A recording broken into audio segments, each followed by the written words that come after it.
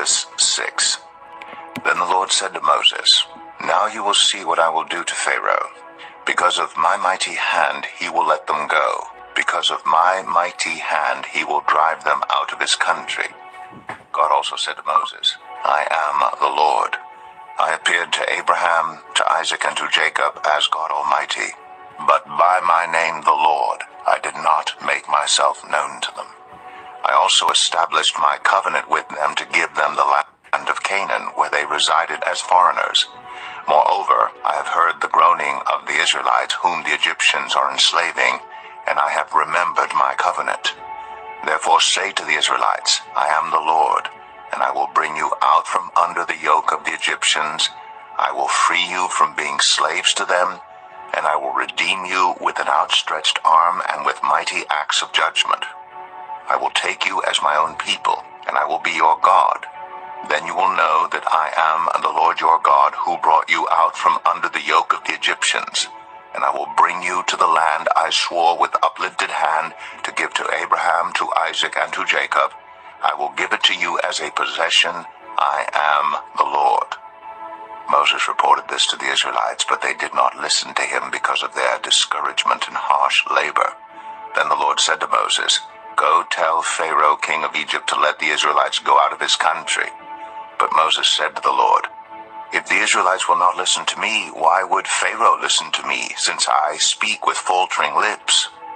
Now the Lord spoke to Moses and Aaron about the Israelites and Pharaoh, king of Egypt, and he commanded them to bring the Israelites out of Egypt. These were the head of their families. The sons of Reuben, the firstborn of Israel, were Hanok and Palu, Hezron, and Carmi. These were the clans of Reuben. The sons of Simeon were Jemuel, Jamin, Ohad, Jachin, Zohar, and Shaul, the son of a Canaanite woman. These were the clans of Simeon. These were the names of the sons of Levi according to their records: Gershon, Kohath, and Merari. Levi lived 137 years. The sons of Gershon by clans were Libni and Shimei. The sons of Kohath were Amram, Izhar, Hebron, and Uzziel. Kohath lived 133 years. The sons of Merari were Malai and Mushai. These were the clans of Levi according to their records. Amram married his father's sister Jochebed, who bore him Aaron and Moses. Amram lived 137 years. The sons of Izhar were Korah, Nepheg, and Zikri. The sons of Uzziel were Mishael, Elzaphan, and Sithri. Aaron married Elisheba, daughter of Aminadab, and sister of Nashon, and she bore him Nadab and Abihu, Eleazar, and Ithamar. The sons of Korah were Asir, Elkanah, and Abiasaph. These were the Korahite clans. Eleazar, son of Aaron, married one of the daughters of Putiel, and she bore him Phinehas. These were the heads of the Levite families, clan by clan. It was this Aaron and Moses to whom the Lord said, "Bring the Israelites out of Egypt by their divisions." They were the ones who spoke to Pharaoh, king of Egypt, about bringing the Israelites out of Egypt, this same Moses and Aaron. Now when the Lord spoke to Moses in Egypt, he said to him, "I am the Lord. Tell Pharaoh, king of Egypt, everything I tell you." But Moses said to the Lord, "Since I speak with faltering lips, why would Pharaoh listen to me?" Exodus 7. Then the Lord said to Moses, "See, I have made you like God to Pharaoh, and your brother Aaron will be your prophet. You are to say everything I command you, and your brother Aaron is to tell Pharaoh to let the Israelites go out of his country. But I will harden Pharaoh's heart, and though I multiply my signs and wonders in Egypt, he will not listen to you. Then I will lay my hand on Egypt, and with mighty acts of judgment I will bring out my divisions, my people, the Israelites, and the Egyptians will know that I am the Lord when I stretch out my hand against Egypt and bring the Israelites out of it." Moses and Aaron did just as the Lord commanded them. Moses was 80 years old, and Aaron 83 when they spoke to Pharaoh.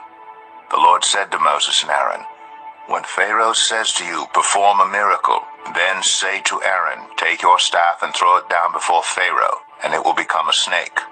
So Moses and Aaron went to Pharaoh and did just as the Lord commanded.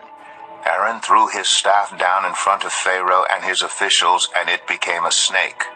Pharaoh then summoned wise men and sorcerers, and the Egyptian magicians also did the same things by their secret arts. Each one threw down his staff, and it became a snake. But Aaron's staff swallowed up their staffs. Yet Pharaoh's heart became hard, and he would not listen to them, just as the Lord had said. Then the Lord said to Moses, "Pharaoh's heart is unyielding. He refuses to let the people go. Go to Pharaoh in the morning as he goes out to the river. Confront him on the bank of the Nile, and take in your hand the staff that was changed into a snake. Then say to him, 'The Lord, the God of the Hebrews, has sent me to say to you, let my people go, so that they may worship me in the wilderness. But until now you have not listened. This is what the Lord says. By this you will know that I am the Lord. With the staff that is in my hand I will strike the water of the Nile, and it will be changed into blood. The fish in the Nile will die, and the river will stink. The Egyptians will not be able to drink its water." The Lord said to Moses, "Tell Aaron, take your staff and stretch out your hand over the waters of Egypt, over the streams and canals, over the ponds and all the reservoirs, and they will turn to blood. Blood will be everywhere in Egypt, even in vessels of wood and stone." Moses and Aaron did just as the Lord had commanded. He raised his staff in the presence of Pharaoh and his officials and struck the water of the Nile, and all the water was changed into blood.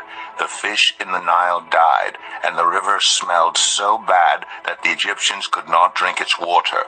Blood was everywhere in Egypt. But the Egyptian magicians did the same things by their secret arts, and Pharaoh's heart became hard. He would not listen to Moses and Aaron, just as the Lord had said. Instead he turned and went into his palace and did this to heart. And all the Egyptians dug along the Nile to get drinking water, because they could not drink the water of the river. 7 days passed after the Lord struck the Nile. Exodus 8. Then the Lord said to Moses, "Go to Pharaoh and say to him, 'This is what the Lord says. Let my people go, so that they may worship me. If you refuse to let them go, I will send a plague of frogs on your whole country. The Nile will teem with frogs. They will come up into your palace and your bedroom and onto your bed, into the houses of your officials and on your people, and into your ovens and kneading troughs. The frogs will come up on you and your people and all your officials." Then the Lord said to Moses, "Tell Aaron, stretch out your hand with your staff over the streams and canals and ponds, and make frogs come up on the land of Egypt." So Aaron stretched out his hand over the waters of Egypt, and the frogs came up and covered the land. But the magicians did the same things by their secret arts. They also made frogs come up on the land of Egypt. Pharaoh summoned Moses and Aaron and said, "Pray to the Lord to take the frogs away from me and my people, and I will let your people go to offer sacrifices to the Lord." Moses said to Pharaoh, "I leave to you the honor of setting the time for me to pray for you and your officials and your people, that you and your houses may be rid of the frogs, except for those that remain in the Nile." "Tomorrow," Pharaoh said. Moses replied, "It will be as you say, so that you may know there is no one like the Lord our God. The frogs will leave you and your houses, your officials and your people. They will remain only in the Nile." After Moses and Aaron left Pharaoh, Moses cried out to the Lord about the frogs he had brought on Pharaoh. And the Lord did what Moses asked. The frogs died in the houses, in the courtyards, and in the fields. They were piled into heaps, and the land reeked of them. But when Pharaoh saw that there was relief, he hardened his heart and would not listen to Moses and Aaron, just as the Lord had said. Then the Lord said to Moses, "Tell Aaron, stretch out your staff and strike the dust of the ground. And throughout the land of Egypt the dust will become gnats." They did this, and when Aaron stretched out his hand with the staff and struck the dust of the ground, gnats came on people and animals. All the dust throughout the land of Egypt became gnats. But when the magicians tried to produce gnats by their secret arts, they could not. Since the gnats were on people and animals everywhere, the magician said to Pharaoh, "This is the finger of God." But Pharaoh's heart was hard, and he would not listen, just as the Lord had said. Then the Lord said to Moses, "Get up early in the morning and confront Pharaoh as he goes to the river, and say to him, 'This is what the Lord says, let my people go, so that they may worship me. If you do not let my people go, I will send swarms of flies on you and your officials, on your people, and into your houses. The houses of the Egyptians will be full of flies, even the ground will be covered with them. But on that day I will deal differently with the land of Goshen, where my people live. No swarms of flies will be there, so that you will know that I, the Lord, am in this land. I will make a distinction between my people and your people. This sign will occur tomorrow.'" And the Lord did this. Dense swarms of flies poured into Pharaoh's palace and into the houses of his officials. Throughout Egypt, the land was ruined by the flies. Then Pharaoh summoned Moses and Aaron and said, "Go, sacrifice to your God here in the land." But Moses said, "That would not be right. The sacrifices we offer the Lord our God would be detestable to the Egyptians. And if we offer sacrifices that are detestable in their eyes, will they not stone us? We must take a 3-day journey into the wilderness to offer sacrifices to the Lord our God as he commands us." Pharaoh said, "I will let you go to offer sacrifices to God in the wilderness, but you must not go very far. Now, pray for me." Moses answered, "As soon as I leave you, I will pray to the Lord, and tomorrow the flies will leave Pharaoh and his officials and his people. Only let Pharaoh be not act deceitfully again by not letting the people go to offer sacrifices to the Lord." Then Moses left Pharaoh and prayed to the Lord, and the Lord did what Moses asked. The flies left Pharaoh and his officials and his people. Not a fly remained. But this time also Pharaoh hardened his heart and would not let the people go. Exodus 9. Then the Lord said to Moses, "Go to Pharaoh and say to him, 'This is what the Lord, the God of the Hebrews, says. Let my people go, so that they may worship me. If you refuse to let them go and continue to hold them back, the hand of the Lord will bring a terrible plague on your livestock in the field, on your horses, donkeys, and camels, and on your cattle, sheep, and goats. But the Lord will make a distinction between the livestock of Israel and that of Egypt, so that no animal belonging to the Israelites will die.' The Lord set a time and said, 'Tomorrow the Lord will do the land.' And the next day the Lord did it. All the livestock of the Egyptians died, but not one animal belonging to the Israelites died. Pharaoh investigated and found that not even one of the animals of the Israelites had died. Yet his heart was unyielding, and he would not let the people go. Then the Lord said to Moses and Aaron, "Handfuls of soot from a furnace, and have Moses toss it into the air in the presence of Pharaoh. It will become fine dust over the whole land of Egypt, and festering boils will break out on people and animals throughout the land." So they took soot from a furnace and stood before Pharaoh. Moses tossed it into the air, and festering boils broke out on people and animals. The magicians could not stand before Moses because of the boils that were on them and on all the Egyptians. But the Lord hardened Pharaoh's heart, and he would not listen to Moses and Aaron, just as the Lord had said to Moses. Then the Lord said to Moses, "Get up early in the morning, confront Pharaoh, and say to him, 'This is what the Lord, the God of the Hebrews, says. Let my people go, so that they may worship me. Or this time I will send the full force of my plagues against you and against your officials and your people, so you may know that there is no one like me in all the earth. For by now I could have stretched out my hand and struck you and your people with a plague that would have wiped you off the earth. But I have raised you up for this very purpose, that I might show you my power, and that my name might be proclaimed in all the earth. You still set yourself against my people, and will not let them go. Therefore, at this time tomorrow, I will send the worst hailstorm that has ever fallen on Egypt from the day it was founded till now. Give an order now to bring your livestock and everything you have in the field to a place of shelter, because the hail will fall on every person and animal that has not been brought in and is still out in the field, and they will die.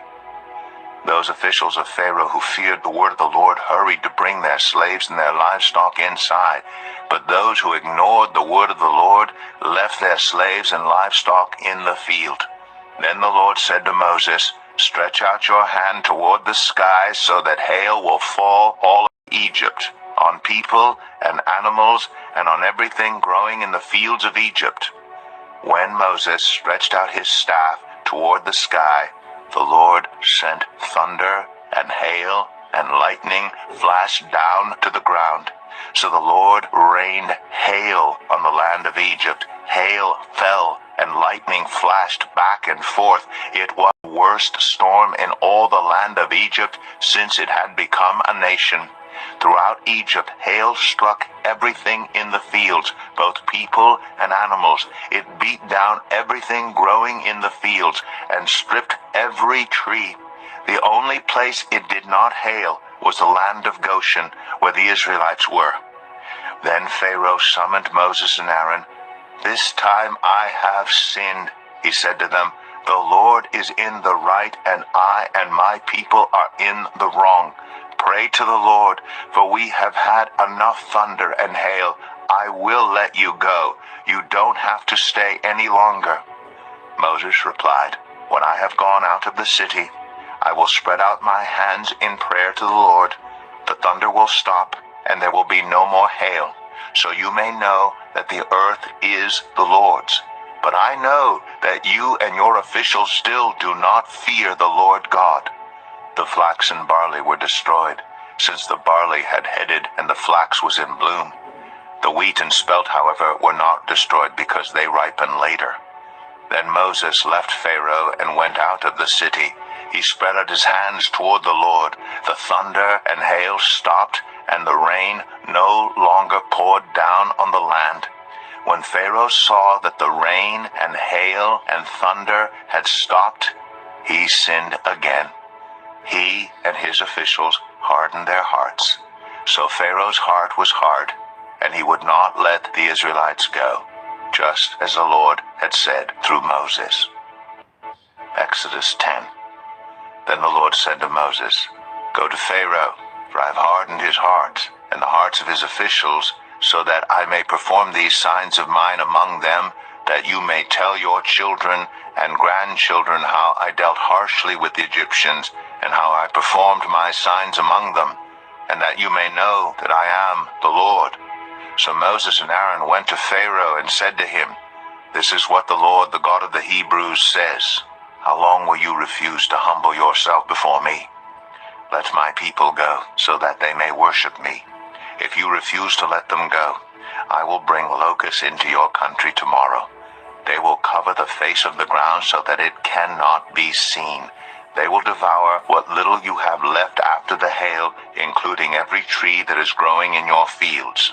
They will fill your houses and those of all your officials and all the Egyptians, something neither your parents nor your ancestors have ever seen from the day they settled in this land till now." Then Moses turned and left Pharaoh. Pharaoh's officials said to him, "How long will this man be a snare to us? Let the people go so that they may worship the Lord their God. Do you not yet realize that Egypt is ruined?" Then Moses and Aaron were brought back to Pharaoh. "Go worship the Lord your God," he said. "But tell me, who will be going?" Moses answered, "We will go with our young and our old, with our sons and our daughters, and with our flocks and herds, because we are to celebrate a festival to the Lord." Pharaoh said, "The Lord be with you if I let you go, along with your women and children. Clearly you are bent on evil." "No," Have only the men go and worship the Lord, since that's what you've been asking for." Then Moses and Aaron were driven out of Pharaoh's presence. And the Lord said to Moses, "Stretch out your hand over Egypt so that locusts swarm over the land and devour everything growing in the fields, everything left by the hail." So Moses stretched out his staff over Egypt, and the Lord made an east wind blow across the land all that day and all that night.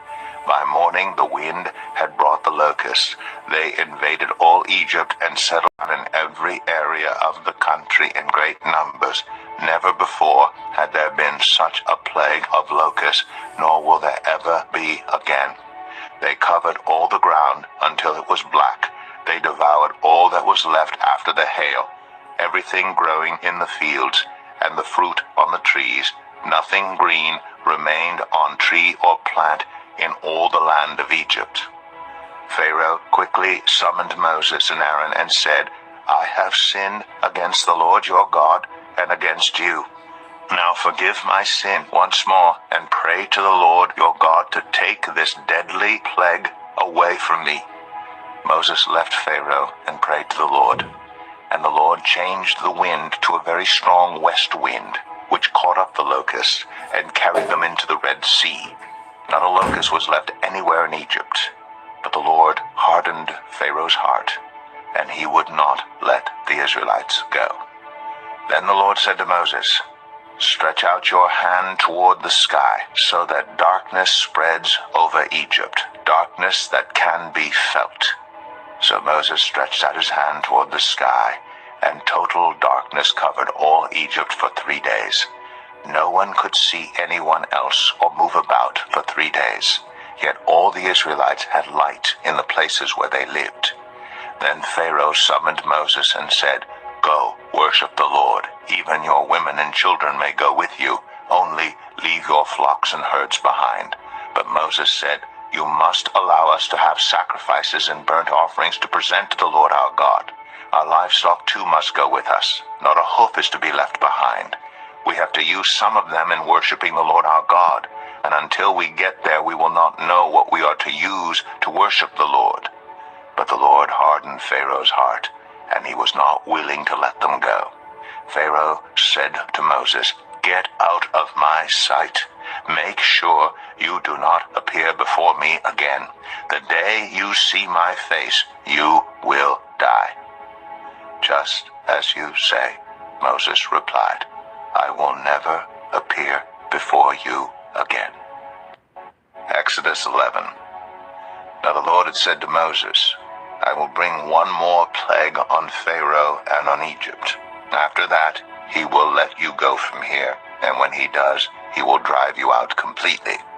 Tell the people that men and women alike are to ask their neighbors for articles of silver and gold." The Lord made the Egyptians favorably disposed toward the people, and Moses himself was highly regarded in Egypt by Pharaoh's officials and by the people. So Moses said, "This is what the Lord says. About midnight I will go throughout Egypt. Every firstborn son in Egypt will die.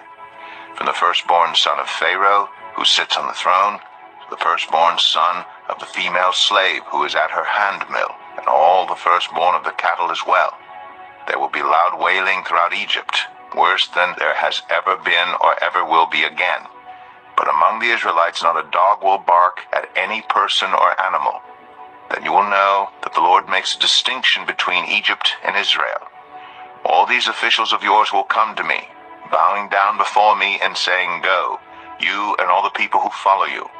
After that I will leave." Then Moses, hot, left Pharaoh. The Lord said to Moses, "Pharaoh will refuse to listen to you, so that my wonders may be multiplied in Egypt." Moses and Aaron performed all these wonders before Pharaoh. But the Lord hardened Pharaoh's heart, and he would not let the Israelites go out of his country. Exodus 12. The Lord said to Moses and Aaron in Egypt, "This month is to be for you the first month of your year. Tell the whole community of Israel that on the 10th day of this month each man is to take a lamb for his family, one for each household. If any household is too small for a whole lamb, they must share one with their nearest neighbor, having taken into account the number of people there are. You are to determine the amount of lamb needed in accordance with what each person will eat. The animals you choose must be year-old males without defect, and you may take them from the sheep or the goats. Take care of them until the 14th day of the month, when all the members of the community of Israel must slaughter them at twilight. Then they are to take some of the blood and put it on the sides and tops of the door frames of the houses where they eat the lambs. That same night they are to eat the meat roasted over the fire, along with bitter herbs and bread made without yeast. Do not eat the meat raw or boiled in water, but roasted over a fire, with the head, legs, and internal organs. Do not leave any of it till morning. If some is left till morning, you must burn it. This is how you are to eat it: with your cloak tucked into your belt, your sandals on your feet, and your staff in your hand.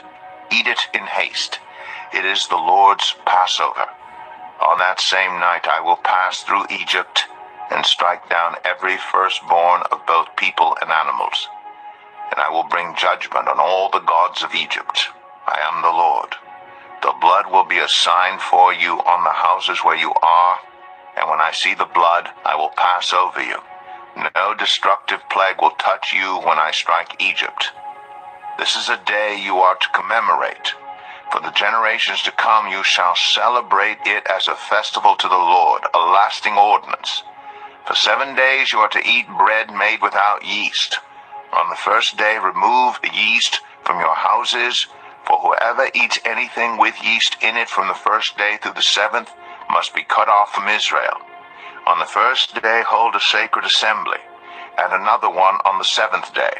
Do no work at all on these days, except to prepare food for everyone to eat. That is all you may do. Celebrate the festival of unleavened bread, because it was on this very day that I brought your divisions out of Egypt. Celebrate this day as a lasting ordinance for the generations to come. In the first month you are to eat bread made without yeast from the evening of the 14th day until the evening of the 21st day. For 7 days no yeast is to be found in your houses, and anyone, whether foreigner or native-born, who eats anything with yeast in it must be cut off from the community of Israel. Eat nothing made with yeast. Wherever you live, you must eat unleavened bread. Then Moses summoned all the elders of Israel and said to them, Go at once and select the animals for your families and slaughter the Passover lamb. Take a bunch of hyssop, dip it into the blood in the basin, and put some of the blood on the top and on both sides of the door frame. None of you shall go out of the door of your house until morning. When the Lord goes through the land to strike down the Egyptians, he will see the top and sides of the door frame and will pass over that doorway. And he will not permit the destroyer to enter your houses and strike you down. Obey these instructions as a lasting ordinance for you and your descendants. When you enter the land that the Lord will give you as he promised, observe this ceremony. And when your children ask you, What does this ceremony mean to you? Then tell them, It is the Passover, sacrifice to the Lord, who passed over the houses of the Israelites in Egypt and spared our homes when he struck down the Egyptians. Then the people bowed down and worshipped. The Israelites did just what the Lord commanded Moses and Aaron.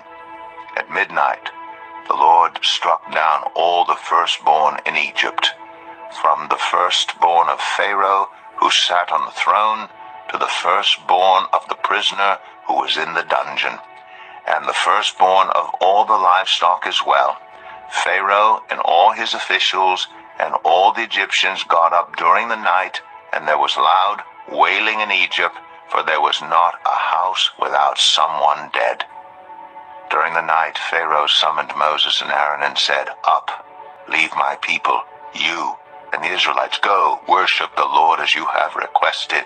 Take your flocks and herds, as you have said, and go, and also bless me.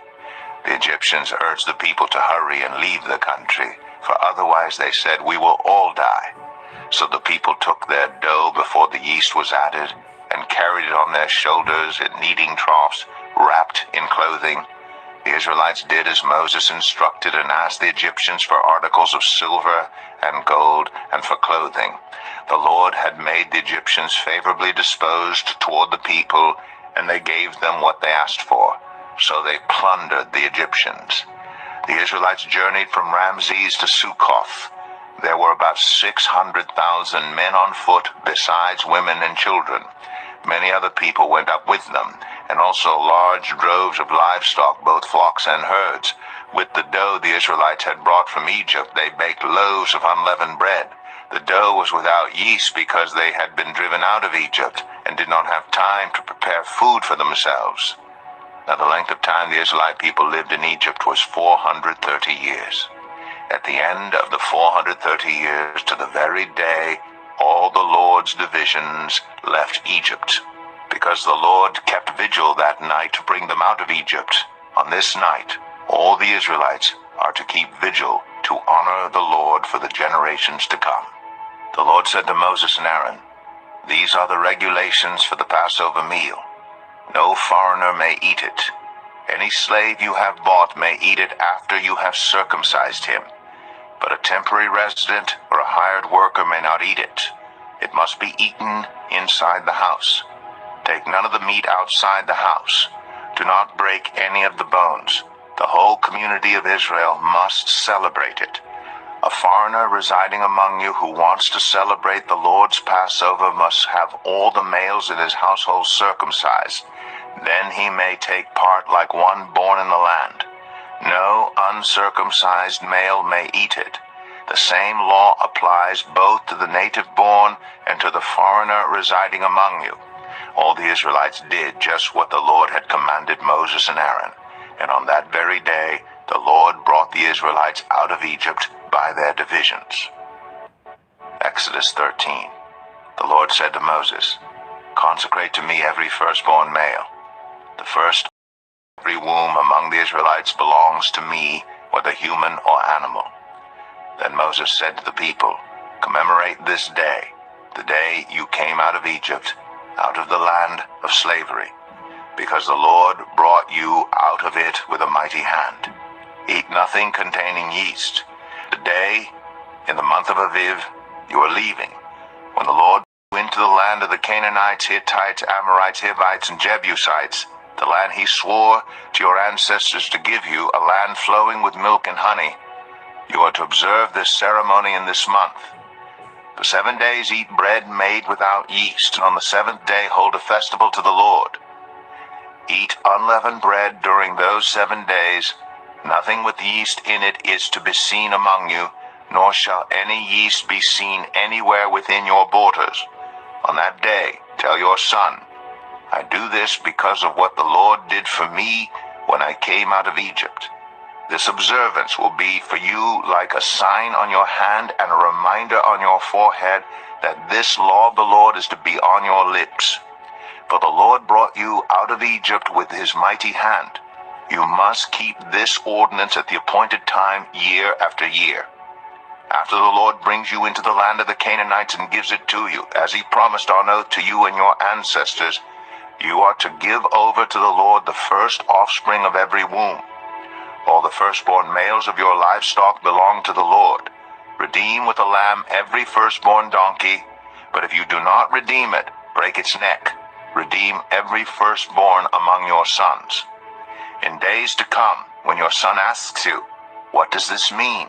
Say to him, with a mighty hand the Lord brought us out of Egypt, out of the land of slavery. When Pharaoh stubbornly refused to let us go, the Lord killed the firstborn of both people and animals in Egypt. This is why I sacrifice to the Lord the first male offspring of every womb and redeem each of my firstborn sons. And it will be like a sign on your hand and a symbol on your forehead that the Lord brought us out of Egypt with his mighty hand. When Pharaoh let the people go, God did not lead them on the road through the Philistine country, though that was shorter. For God said, if they face war, they might change their minds and return to Egypt. So God led the people around by the desert road toward the Red Sea. The Israelites went up out of Egypt ready for battle. Moses took the bones of Joseph with him because Joseph had made the Israelites swear an oath. He had said, God will surely come to your aid, and then you must carry my bones up with you from this place. After leaving Succoth, they camped at Etham on the edge of the desert. By day, the Lord went ahead of them in a pillar of cloud to guide them on their way, and by night in a pillar of fire to give them light, so that they could travel by day or night. Neither the pillar of cloud by day nor the pillar of fire by night left its place in front of the people. Exodus 14. Then the Lord said to Moses, Tell the Israelites to turn back and encamp near Pi Hahiroth, between Migdol and the sea. They are to encamp by the sea directly opposite Baal-zephon. Pharaoh will think the Israelites are wandering around the land in confusion, hemmed in by the desert. And I will harden Pharaoh's heart, and he will pursue them. But I will gain glory for myself through Pharaoh and all his army, and the Egyptians will know that I am the Lord. So the Israelites did this. When the king knew that the people had fled, Pharaoh and his officials changed their minds about them and said, What have we done? We have let the Israelites go and have lost their services. So he had his chariot made ready and took his army with him. He took 600 of the best chariots, along with all the other chariots of Egypt, with officers over all of them. The Lord hardened the heart of Pharaoh, king of Egypt, and pursued the Israelites who were marching out boldly. The Egyptians, all Pharaoh's horses and chariots, horsemen and troops, pursued the Israelites and overtook them as they camped by the sea near Pi Hahiroth, opposite Baal-zephon. As Pharaoh approached, the Israelites looked up, and there were the Egyptians marching after them. They were terrified and cried out to the Lord. They said to Moses, Was it because there were no graves in Egypt that you brought us to the desert to die? What have you done to us by bringing us out of Egypt? Didn't we say to you in Egypt, Leave us alone, let us serve the Egyptians? It would have been better for us to serve the Egyptians than to die in the desert. Moses answered the people, Do not be afraid, stand firm, and you will see the deliverance the Lord will bring you today. The Egyptians you see today, you will never see again. The Lord will fight for you. You need only to be still. Then the Lord said to Moses, Why are you crying out to me? Tell the Israelites to move on. Raise your staff and stretch out your hand over the sea to divide the water, so that the Israelites can go through the sea on dry ground. I will harden the hearts of the Egyptians so that they will go in after them. And I will gain glory through Pharaoh and all his army, through his chariots and his horsemen. The Egyptians will know that I am the Lord when I gain glory through Pharaoh, his chariots and his horsemen. Then the angel of God, who had been traveling in front of Israel's army, withdrew and went behind them. The pillar of cloud also moved from in front and stood behind them, coming between the armies of Egypt and Israel. Throughout the night, the cloud brought darkness to the one side and light to the other side, so neither went near the other all night long. Then Moses stretched out his hand over the sea, and all that night the Lord drove the sea back with a strong east wind, and turned it into dry land. The waters were divided, and the Israelites went through the sea on dry ground, with a wall of water on their right and on their left. The Egyptians pursued them, and all Pharaoh's horses and chariots and horsemen followed them into the sea. During the last watch of the night, the Lord looked down from the pillar of fire and cloud at the Egyptian army and threw it into confusion. He jammed the wheels of their chariots so that they had difficulty driving. And the Egyptians said, Let's get away from the Israelites. The Lord is fighting for them against Egypt. Then the Lord said to Moses, Stretch out your hand over the sea, so that the waters may flow back over the Egyptians and their chariots and horsemen. Moses stretched out his hand over the sea, and at daybreak the sea went back to its place. The Egyptians were fleeing toward it, and the Lord swept them into the sea. The water flowed back and covered the chariots and horsemen, the entire army of Pharaoh that had followed the Israelites into the sea. Not one of them survived. But the Israelites went through the sea on dry ground, with a wall of water on their right and on their left. That day the Lord saved Israel from the hands of the Egyptians, and Israel saw the Egyptians lying dead on the shore. And when the Israelites saw the mighty hand of the Lord displayed against the Egyptians, the people feared the Lord, and put their trust in him and in Moses his servant. Exodus 15. Then Moses and the Israelites sang this song to the Lord. I will sing to the Lord, for he is highly exalted. Both horse and driver he has hurled into the sea. The Lord is my strength and my defense. He has become my salvation. He is my God, and I will praise him, my father's God, and I will exalt him. The Lord is a warrior. The Lord is his name. Pharaoh's chariots and his army he has hurled into the sea. The best of Pharaoh's officers are drowned in the Red Sea. The deep waters have covered them. They sank to the depth like a stone. Your right hand, Lord, was majestic in power. Your right hand, Lord, shattered the enemy. In the greatness of your majesty, you threw down those who opposed you. You unleashed your burning anger. It consumed them like stubble. By the blast of your nostrils, the waters piled up. The surging waters stood up like a wall. The deep waters congealed in the heart of the sea. The enemy boasted, I will pursue. I will overtake them. I will divide the spoils. I will gorge myself on them. I will draw my sword, and my hand will destroy them. But you blew with your breath, and the sea covered them. They sank like lead in the mighty waters. Who among the gods is like you, Lord? Who is like you, majestic in holiness, awesome in glory, working wonders? You stretch out your right hand, and the earth swallows your enemies. In your unfailing love, you will lead the people you have redeemed. In your strength, you will guide them to your holy dwelling. The nations will hear and tremble. Anguish will grip the people of Philistia. The chiefs of Edom will be terrified. The leaders of Moab will be seized with trembling. The people of Canaan will melt away.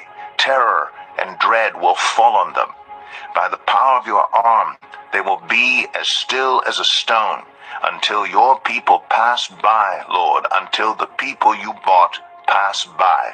You will bring them in and plant them on the mountain of your inheritance, the place, Lord, you made for your dwelling, the sanctuary, Lord, your hands established.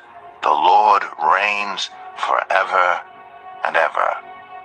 When Pharaoh's horses, chariots, and horsemen went into the sea, the Lord brought the waters of the sea back over them, but the Israelites walked through the sea on dry ground.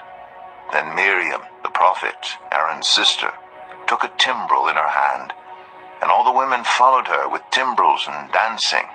Miriam sang to them, Sing to the Lord, for he is highly exalted.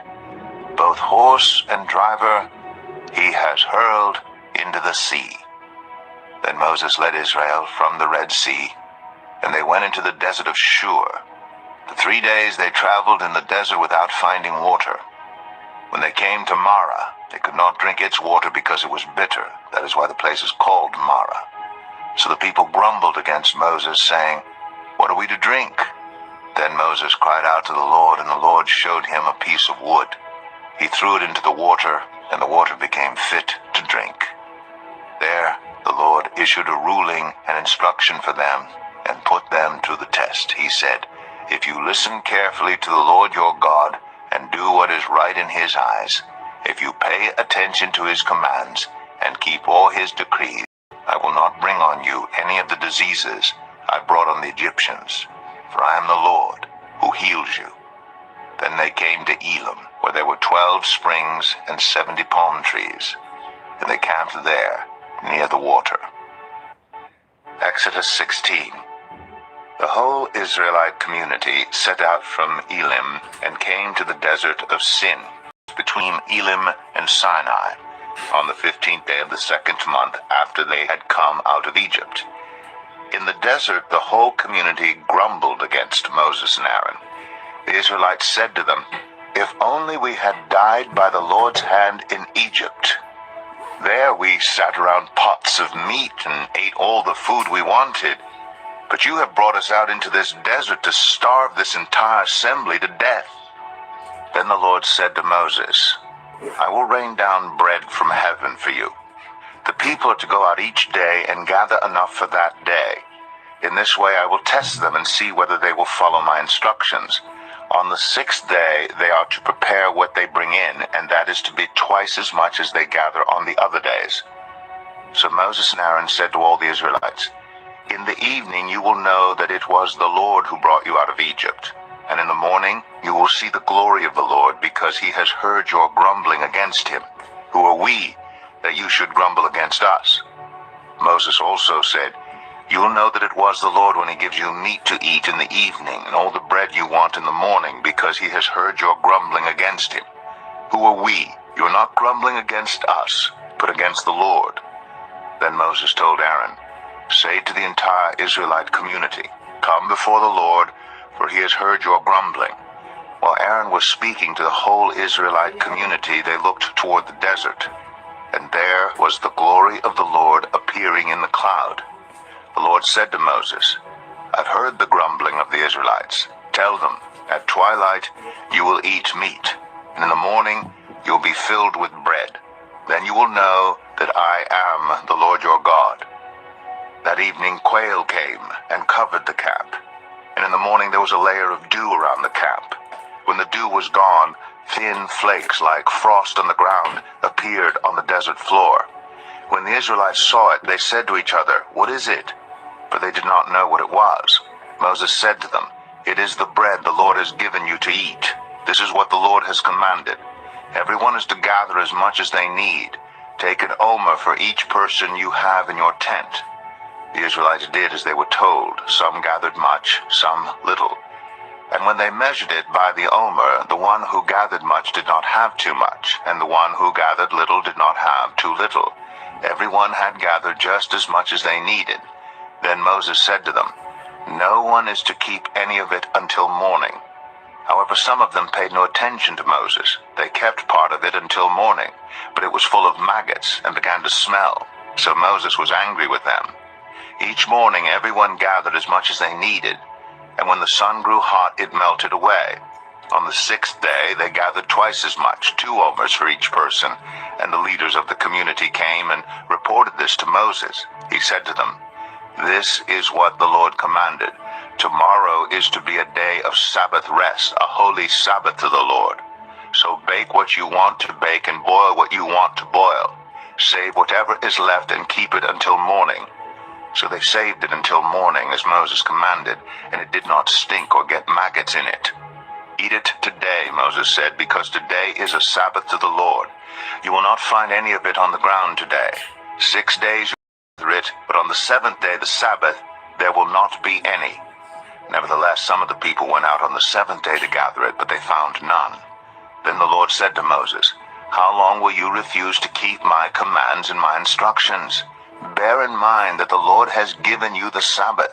That is why on the 6th day he gives you bread for 2 days. Everyone is to stay where they are on the 7th day, not to go out." So the people rested on the 7th day. The people of Israel called the bread manna. It was white like coriander seed and tasted like wafers made with honey. Moses said, "This is what the Lord has commanded. Take an omer of manna and keep it for the generations to come, so they can see the bread I gave you to eat in the wilderness when I brought you out of Egypt."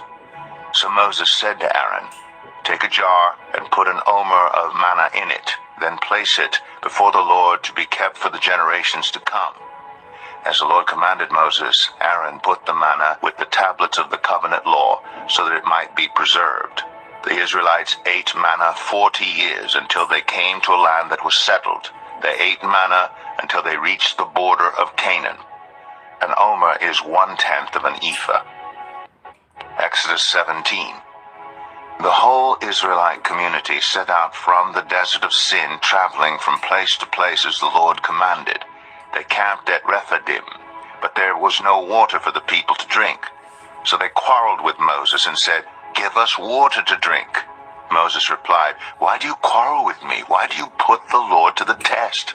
But the people were thirsty for water there, and they grumbled against Moses. They said, "Why did you bring us up out of Egypt to make us and our children and livestock die of thirst?" Then Moses cried out to the Lord, "What am I to do with these people? They are almost ready to stone me." The Lord answered Moses, "Go out in front of the people.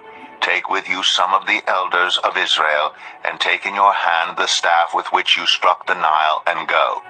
I will stand there before you by the rock at Horeb. Strike the rock, and water will come out of it for the people to drink." So Moses did this in the sight of the elders of Israel. And he called the place Massah and Meribah, because the Israelites quarreled, and because they tested the Lord, saying, "Is the Lord among us or not?" The Amalekites came and attacked the Israelites at Rephidim. Moses said to Joshua, "Choose some of our men and go out to fight the Amalekites. Tomorrow I will stand on top of the hill with the staff of God in my hands." So Joshua fought the Amalekites as Moses had ordered, and Moses, Aaron, and Hur went to the top of the hill. As long as Moses held up his hands, the Israelites were winning. But whenever he lowered his hands, the Amalekites were winning. When Moses' hands grew tired, they took a stone and put it under him, and he sat on it. Aaron and Hur held his hands up, one on one side, one on the other, so that his hands remained steady till sunset. So Joshua overcame the Amalekite army with the sword. Then the Lord said to Moses, "Write this on a scroll as something to be remembered, and make sure that Joshua hears it, because I will completely blot out the name of Amalek from under heaven." Moses built an altar and called it, "The Lord is my banner." He said, "Because hands were lifted up against the throne of the Lord will be at war against the Amalekites from generation to generation." Exodus 18. Now Jethro, the priest of Midian and father-in-law of Moses, heard of everything God had done for Moses and for people Israel, and how the Lord had brought Israel out of Egypt. After Moses had sent away his wife Zipporah, his father-in-law Jethro received her and her 2 sons. One son was named Gershom, for Moses said, "I have become a foreigner in a foreign land," and the other was named Eleazar, for he said, "My father's God was my helper. He saved me from the sword of Pharaoh." Jethro, Moses' father-in-law, together with Moses' sons and wife, came to him in the wilderness where he was camped near the mountain of God. Jethro had sent word to him, "I, your father-in-law Jethro, am coming to you with your wife and her 2 sons." So Moses went out to meet his father-in-law and bowed down and kissed him. They greeted each other and then went into the tent. Moses told his father-in-law about everything the Lord had done to Pharaoh and the Egyptians for Israel's sake, and about all the hardships they had met along the way, and how the Lord had saved them. Jethro was delighted to hear about all the good things the Lord had done for Israel in rescuing them from the hand of the Egyptians. He said, "Praise be to the Lord, who rescued you from the hand of the Egyptians and of Pharaoh, and who rescued the people from the hand of the Egyptians. Now I know that the Lord is greater than all other gods, for he did this to those who had treated Israel arrogantly." Then Jethro, Moses' father-in-law, brought a burnt offering and other sacrifices to God, and Aaron came with all the elders of Israel to eat a meal with Moses' father-in-law in the presence of God. The next day Moses took his seat to serve as judge for the people, and they stood around him from morning till evening. When his father-in-law saw all that Moses was doing for the people, he said, "What is this you are doing for the people? Why do you alone sit as judge, while all these people stand around you from morning till evening?" Moses answered him, "Because the people come to me to seek God's will. Whenever they have a dispute, it is brought to me, and I decide between the parties and inform them of God's decrees and instructions." Moses' father-in-law replied, "What you are doing is not good. You and these people who come to you will only wear yourselves out. The work is too heavy for you. You cannot handle it alone. Listen now to me, and I will give you some advice, and may God be with you. You must be the people's representative before God and bring their disputes to him. Teach them his decrees and instructions, and show them the way they are to live and how they are to behave. But select capable men from all the people, men who fear God, trustworthy men who hate dishonest gain, and appoint them as officials over thousands, hundreds, fifties, and tens. Have them serve as judges for the people at all times, but have them bring every difficult case to you. The simple cases they can decide themselves. That will make your load lighter, because they will share it with you. If you do this and God so commands, you will be able to stand the strain, and all these people will go home satisfied. Moses listened to his father-in-law and did everything he said. He chose capable men from all Israel and made them leaders of the people, officials over thousands, hundreds, fifties, and tens. They served as judges for the people at all times. The difficult cases they brought to Moses, but the simple ones they decided themselves.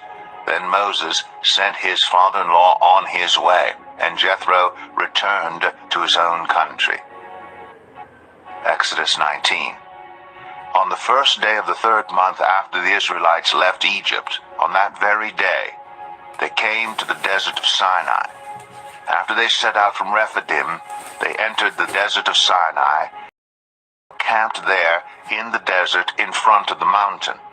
Then Moses went up to God, and the Lord called to him from the mountain and said, "This is what you are to say to the descendants of Jacob, and what you are to tell the people of Israel. You yourselves have seen what I did to Egypt, how I carried you on eagle's wings and brought you to myself. Now if you obey me fully and keep my covenant, then out of all nations you will be my treasured possession. Although the whole earth is mine, you will be for me a kingdom of priests and a holy nation. These are the words you are to speak to the Israelites." So Moses went back and summoned the elders of the people and set before them all the words the Lord had commanded him to speak. The people all responded together, "We will do everything the Lord has said." So Moses brought their answer back to the Lord. The Lord said to Moses, "I am going to come to you in a dense cloud, so that the people will hear me speaking with you and will always put their trust in you." Then Moses told the Lord what the people had said. And the Lord said to Moses, "Go to the people and consecrate them today and tomorrow. Have them wash their clothes and be ready by the 3rd day, because on that day the Lord will come down on Mount Sinai in the sight of all the people. Put limits for the people around the mountain and tell them, 'Be careful that you do not approach the mountain or touch the foot of it. Whoever touches the mountain is to be put to death. They are to be stoned or shot with arrows. Not a hand is to be laid on them. No person or animal shall be permitted to live. Only when the ram's horn sounds a long blast may they approach the mountain.'" After Moses had gone down the mountain to the people, he consecrated them, and they washed their clothes. Then he said to the people, "Prepare yourselves for the 3rd day. Abstain from sexual relations." On the morning of the 3rd day, there was thunder and lightning, with a thick cloud over the mountain, and a very loud trumpet blast. Everyone in the camp trembled. Then Moses led the people out of the camp to meet with God, and they stood at the foot of the mountain. Mount Sinai was covered with smoke, because the Lord descended on it in fire. The smoke billowed up from it like smoke from a furnace, and the whole mountain trembled violently. As the sound of the trumpet grew louder and louder, Moses spoke, and the voice of God answered him. The Lord descended to the top of Mount Sinai and called Moses to the top of the mountain. So Moses went up, and the Lord said to him, "Go down and warn the people so they do not force their way through to see the Lord, and many of them perish. Even the priests who approach the Lord must consecrate themselves, or the Lord will break out against them." Moses said to the Lord, "The people cannot come up Mount Sinai because you yourself warned us. Put limits around the mountain and set it apart as holy." The Lord replied, "Go down and bring Aaron up with you. But the priests and the people must not force their way through to come up to the Lord, or he will break out against them. So Moses went down to the people and told them. Exodus 20. And God spoke all these words. I am the Lord your God, who brought you out of Egypt, out of the land of slavery. You shall have no other gods before me. You shall not make for yourself an image in the form of anything in heaven above, or on the earth beneath, or in the waters below. You shall not bow down to them or worship them. For I, the Lord your God, am a jealous God, punishing the children for the sin of the parents to the third and fourth generation of those who hate me, but showing love to 1,000 generations of those who love me and keep my commandments. You shall not misuse the name of the Lord your God, for the Lord will not hold anyone guiltless who misuses his name. Remember the Sabbath day by keeping it holy. 6 days you shall labor and do all your work. But the seventh day is a Sabbath to the Lord your God. On it you shall not do any work, neither you, nor your son or daughter, nor your male or female servant, nor your animals, nor any foreigner residing in your towns. For in 6 days the Lord made the heavens and the earth, the sea, and all that is in them, but he rested on the seventh day. Therefore the Lord blessed the Sabbath day and made it holy. Honor your father and your mother, so that you may live long in the land the Lord your God is giving you. You shall not murder. You shall not commit adultery. You shall not steal. You shall not give false testimony against your neighbor. You shall not covet your neighbor's house. You shall not covet your neighbor's wife, or his male or female servant, his ox or donkey, or anything that belongs to your neighbor. When the people saw the thunder and lightning, and heard the trumpet, and saw the mountain in smoke, they trembled with fear. They stayed at a distance and said to Moses, Speak to us yourself, and we will listen, but do not have God speak to us, or we will die.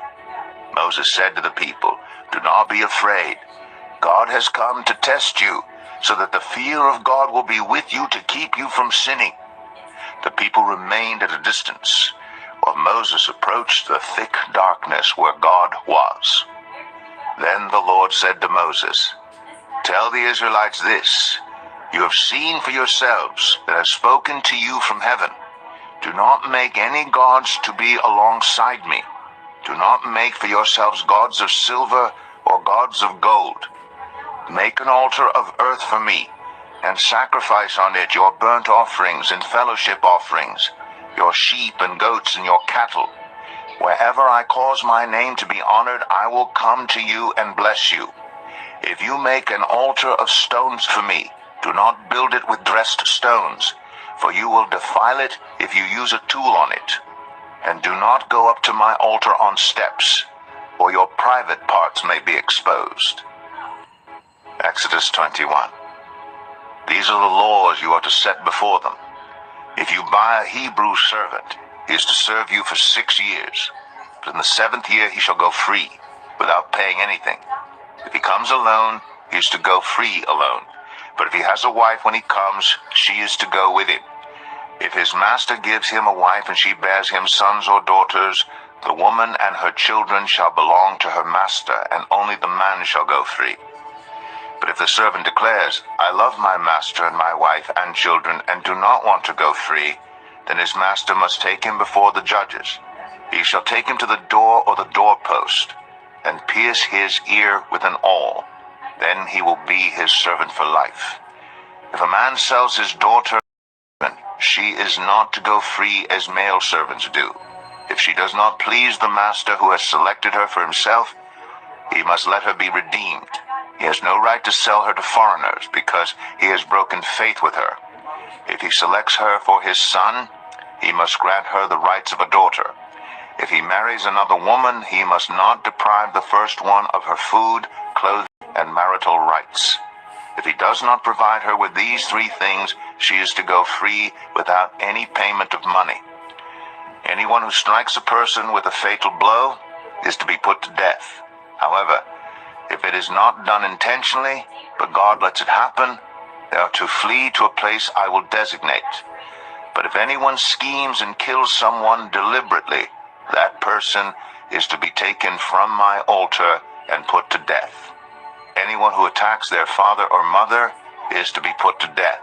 Anyone who kidnaps someone is to be put to death, whether the victim has been sold or is still in the kidnapper's possession. Anyone who curses their father or mother is to be put to death. If people quarrel and one person hits another with a stone or with their fist, and the victim does not die but is confined to bed, the one who struck the blow will not be held liable if the other can get up and walk around outside with a staff. However, the guilty party must pay the injured person for any loss of time and see that the victim is completely healed. Anyone who beats their male or female slave with a rod must be punished if the slave dies as a direct result. But they are not to be punished if the slave recovers after a day or two, since the slave is their property. If people are fighting and hit a pregnant woman, and she gives birth prematurely, but there is no serious injury, the offender must be fined whatever the woman's husband demands and the court allows. But if there is serious injury, you are to take life for life, eye for eye, tooth for tooth, hand for hand, foot for foot, burn for burn, wound for wound, bruise for bruise. An owner who hits a male or female slave in the eye and destroys it must let the slave go free to compensate for the eye. And an owner who knocks out the tooth of a male or female slave must let the slave go free to compensate for the tooth. If a bull gores a man or woman to death, the bull is to be stoned to death, and its meat must not be eaten. But the owner of the bull will not be held responsible. If, however, the bull has had the habit of goring, and the owner has been warned but has not kept it penned up, and it kills a man or woman, the bull is to be stoned, and its owner also is to be put to death. However, if payment is demanded, the owner may redeem his life by the payment of whatever is demanded. This law also applies if the bull gores a son or daughter. If the bull gores a male or female slave, the owner must pay 30 shekels of silver to the master of the slave, and the bull is to be stoned to death. If anyone uncovers a pit or digs one and fails to cover it, and an ox or a donkey falls into it, the one who opened the pit must pay the owner for the loss and take the dead animal in exchange. If anyone's bull injures someone else's bull and it dies, the two parties are to sell the live one and divide both the money and the dead animal equally. However, if it was known that the bull had the habit of goring, yet the owner did not keep it penned up, the owner must pay animal for animal and take the dead animal in exchange. Exodus 22. Whoever steals an ox or a sheep, slaughters it or sells it, must pay back 5 head of cattle for the ox and 4 sheep for the sheep. If a thief is caught breaking in at night and is struck a fatal blow, the defender is not guilty of bloodshed. But if it happens after sunrise, the defender is guilty of bloodshed. Anyone who steals must certainly make restitution. But if they have nothing, they must be so to pay for their theft. If the stolen animal is found alive in their possession, whether ox or donkey or sheep, they must pay back double. If anyone grazes their livestock in a field or vineyard and lets them stray and they graze in someone else's field, the offender must make restitution from the best of their own field or vineyard. If a fire breaks out and spreads into thorn bushes so that it burns shocks of grain or standing grain or the whole field, the one who started the fire must make restitution. If anyone gives a neighbor silver or goods for safekeeping, and they are stolen from the neighbor's house, the thief, if caught, must pay back double. But if the thief is not found, the owner of the house must appear before the judges, and they must determine whether the owner of the house has laid hands on the other person's property. In all cases of illegal possession of an ox, a donkey, a sheep, a garment, or any other lost property about which somebody says, "This is mine," both parties are to bring their cases before the judges. The one whom the judges declare guilty must pay back double to the other. If anyone gives a donkey, an ox, a sheep, or any other animal to their neighbor for safekeeping, and it dies or is injured or is taken away while no one is looking, the issue between them will be settled by the taking of an oath before the Lord that the neighbor did not lay hands on the other person's property. The owner is to accept this, and no restitution is required. But if the animal was stolen from the neighbor, restitution must be made to the owner. If it was torn to pieces by a wild animal, the neighbor shall bring in the remains as evidence and shall not be required to pay for the torn animal. If anyone borrows an animal from their neighbor and it is injured or dies while the owner is not present, they must make restitution.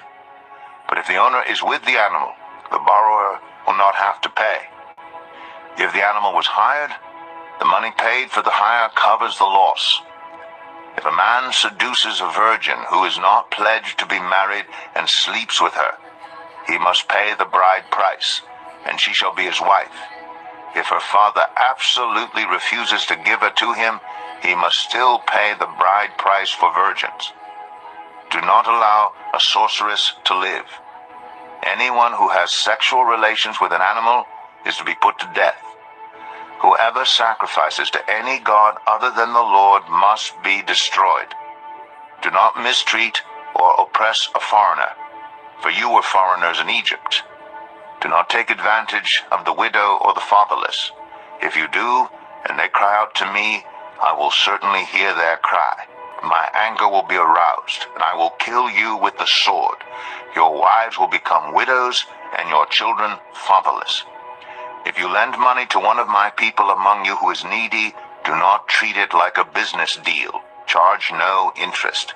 If you take your neighbor's cloak as a pledge, return it by sunset, because that cloak is the only covering your neighbor has. What else can they sleep in? When they cry out to me, I will hear, for I am compassionate. Do not blaspheme God or curse the ruler of your people. Do not hold back offerings from your granaries or your vats. You must give me the firstborn of your sons. Do the same with your cattle and your sheep. Let them stay with you for 7 days, but give them to me on the 8th day. You are to be my holy people. So do not eat the meat of an animal torn by wild beasts. Throw it to the dogs. Exodus 23. Do not spread false reports. Do not help a guilty person by being a malicious witness. Do not follow the crowd in wrong. When you give testimony in a lawsuit, do not pervert justice by siding with the crowd. And do not show favoritism to a poor person in a lawsuit. If you come across your enemy's ox or donkey wandering off, be sure to return it. If you see the donkey of someone who hates you fallen down under its load, do not leave it there. Be sure you help them with it. Do not deny justice to your poor people in their lawsuits. Have nothing to do with a false charge, and do not put an innocent or honest person to death, for I will not acquit the guilty. Do not accept a bribe, for a bribe blinds those who see and twists the words of the innocent. Do not oppress a foreigner. You yourselves know how it feels to be foreigners, because you were foreigners in Egypt. For 6 years you are to sow your fields and harvest the crops. But during the 7th year, let the land lie unplowed and unused. Then the poor among your people may get food from it, and the wild animals may eat what is left. Do the same with your vineyard and your olive grove. 6 days do your work, but on the 7th day do not work, so that your ox and your donkey may rest, and so that the slave born in your household and the foreigner living among you may be refreshed. Be careful to do everything I have said to you. Do not invoke the names of other gods. Do not let them be heard on your lips. 3 times a year you are to celebrate a festival to me. Celebrate the festival of unleavened bread. For 7 days eat bread made without yeast, as I commanded you. Do this at the appointed time in the month of Aviv, for in that month you came out of Egypt. No one is to appear before me empty-handed. Celebrate the festival of harvest with the first fruits of the crops you sow in your field. Celebrate the festival of ingathering at the end of the year, when you gather in your crops from the field. 3 times a year, all the men are to appear before the sovereign Lord. Do not offer the blood of a sacrifice to me along with anything containing yeast. The fat of my festival offerings must not be kept until morning. Bring the best of the first fruits of your soil to the house of the Lord your God. Do not cook a young goat in its mother's milk. See, I am sending an angel ahead of you to guard you along the way and to bring you to the place I have prepared. Pay attention to him and listen to what he says. Do not rebel against him. He will not forgive your rebellion, since my name is in him. If you listen carefully to what he says and do all that I say, I will be an enemy to your enemies and will oppose those who oppose you. My angel will go ahead of you and bring you into the land of the Amorites, Hittites, Perizzites, Canaanites, Hivites, and Jebusites, and I will wipe them out. Do not bow down before their gods or worship them or follow their practices.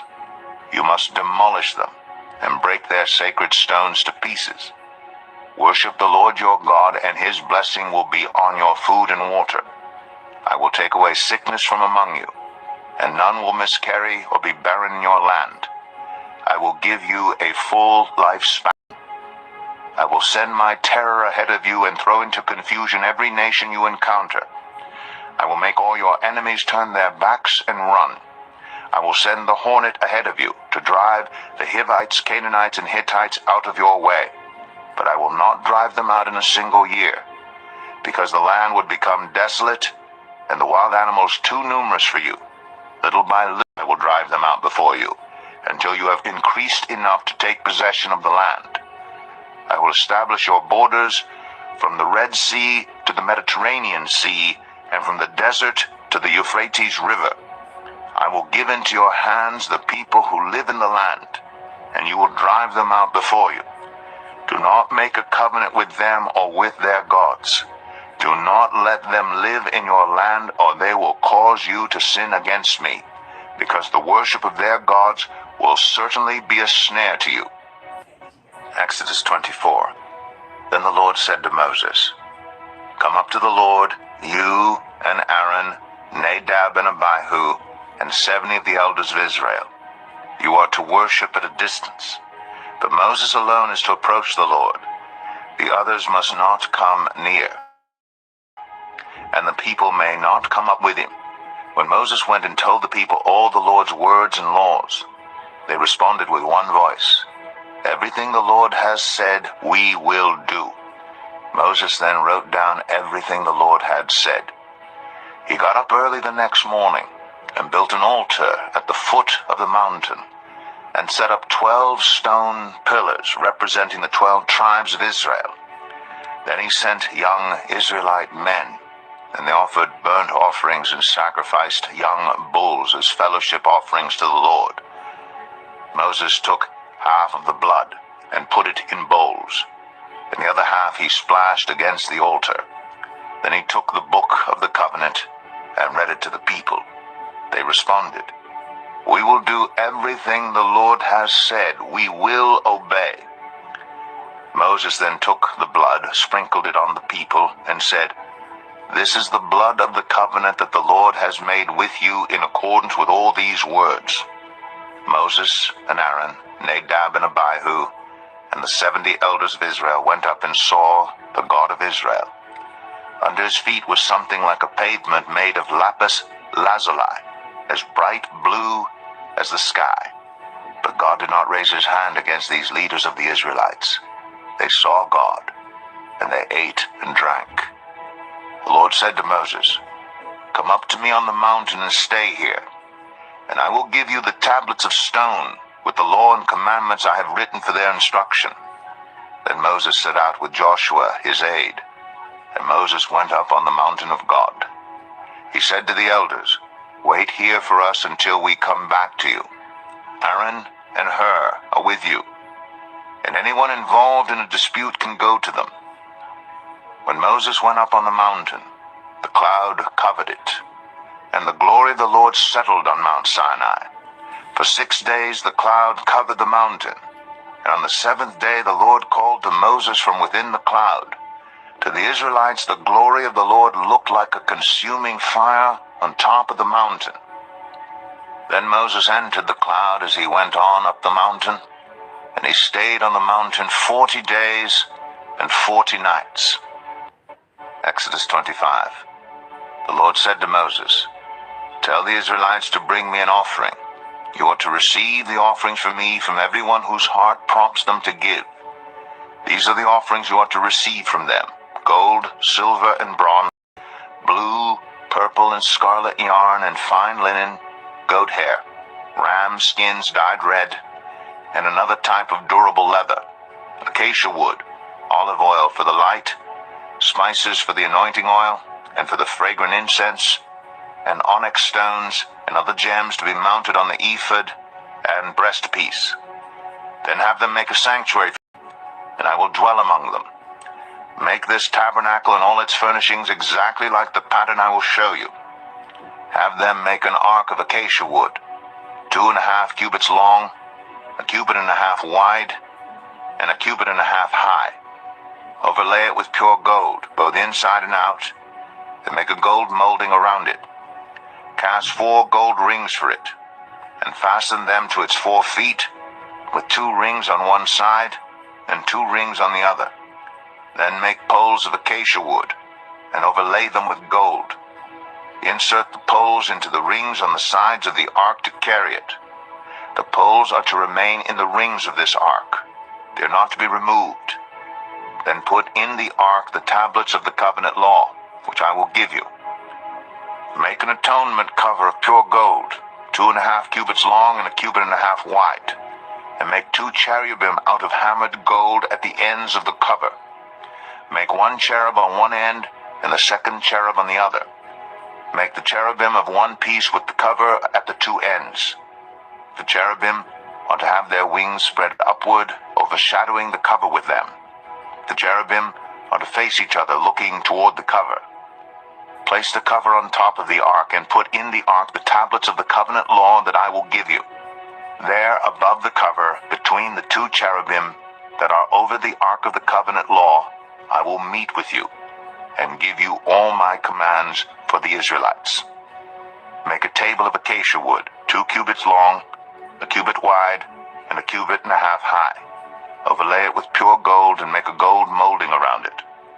Also make around it a rim, a handbreadth wide, and put a gold molding on the rim. Make 4 gold rings for the table, and fasten them to the 4 corners where the 4 legs are. The rings are to be close to the rim to hold the poles used in carrying the table. Make the poles of acacia wood, overlay them with gold, and carry the table with them.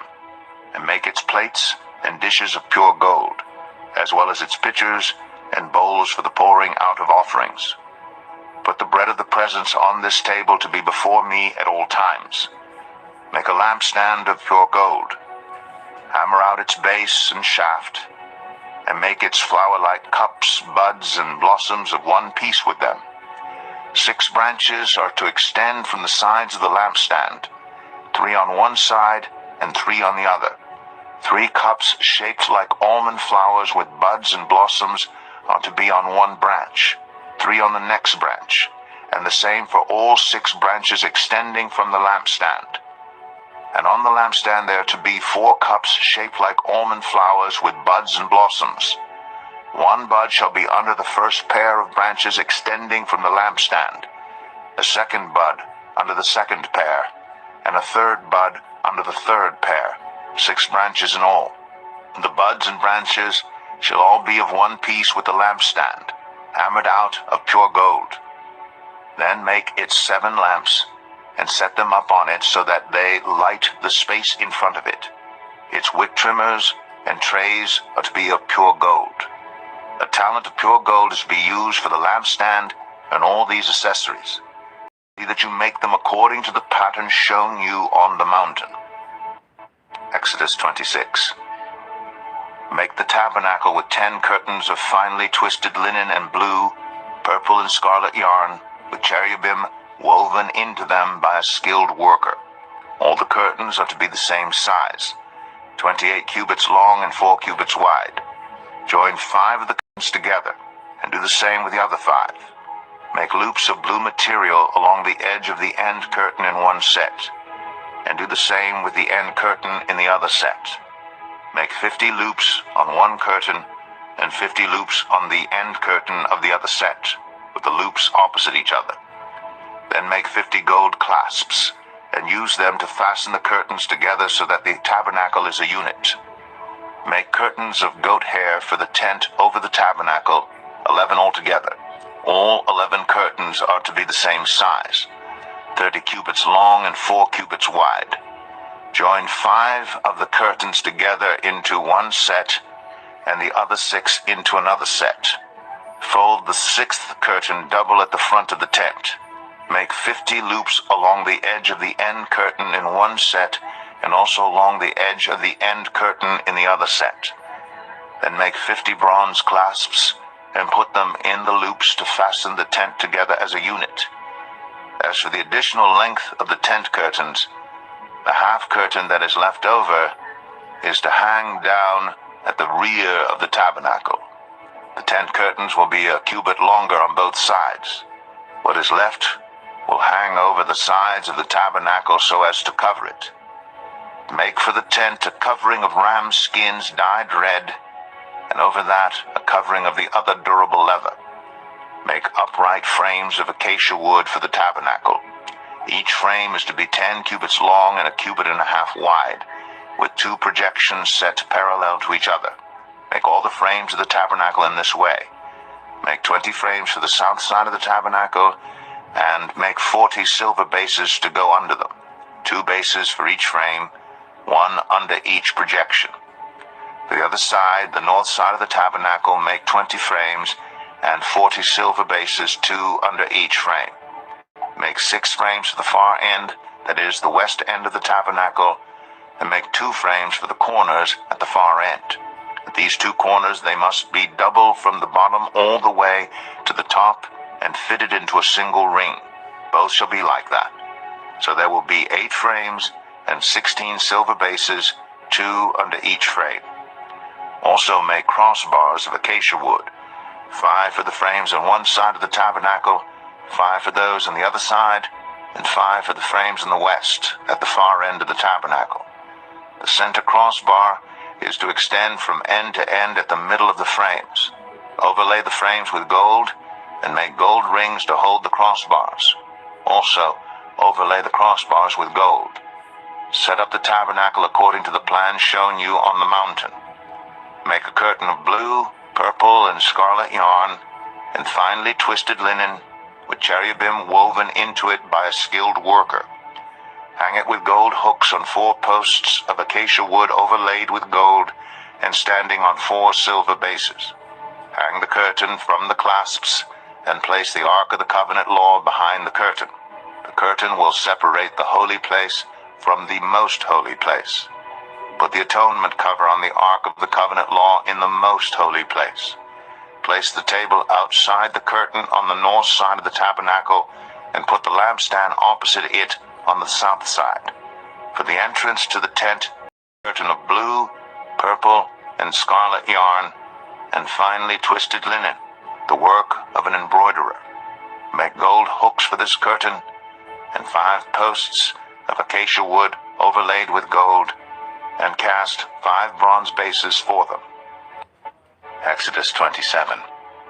Build an altar of acacia wood 3 cubits high, square, 5 cubits long and 5 cubits wide. Make a horn at each of the 4 corners so that the horns in the altar are of one piece, and overlay the altar with bronze.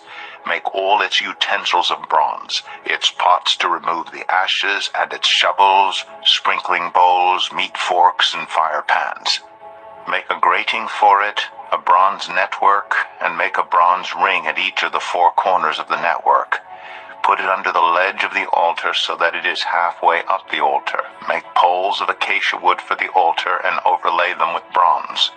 The poles are to be inserted into the rings, so they will be on 2 sides of the altar when it is carried. Make the altar hollow out of boards. It is to be made just as you were shown on the mountain. make a courtyard for the tabernacle. The south side shall be 100 cubits long, and is to have curtains of finely twisted linen, with 20 posts and 20 bronze bases, and with silver hooks and bands on the posts. The north side shall also be 100 cubits long, and is to have curtains with 20 posts and 20 bronze bases, and with silver hooks and bands on the posts. The west end of the courtyard shall be 50 cubits wide, and have curtains with 10 posts and 10 bases. On the east end toward the sunrise, the courtyard shall also be 50 cubits wide. Curtains 15 cubits long are to be on one side of the entrance, with 3 posts and 3 bases, and curtains 15 cubits long are to be on the other side, with 3 posts and 3 bases. For the entrance to the courtyard, provide a curtain 20 cubits long of blue, purple, and scarlet yarn, and finely twisted linen, the work of an embroiderer, with 4 posts and 4 bases. All the posts around the courtyard are to have silver bands and hooks and bronze bases. The courtyard shall be 100 cubits long and 50 cubits wide, with curtains of finely twisted linen 5 cubits high, and with bronze bases. All the other articles used in the service of the tabernacle, whatever their function, including all the tent pegs for it and those for the courtyard, are to be of bronze. Command the Israelites to bring you clear oil of pressed olives for the light, so that the lamps may be kept burning. In the tent of meeting, outside the curtain that shields the ark of the covenant law, Aaron and his sons are to keep the lamps burning before the Lord from evening till morning. This is to be a lasting ordinance among the Israelites for the generations to come. Exodus 28. Have Aaron your brother brought to you from among the Israelites, along with his sons, Nadab and Abihu, Eleazar and Ithamar, so they may serve me as priests. Make sacred garments for your brother Aaron, to give him dignity and honor.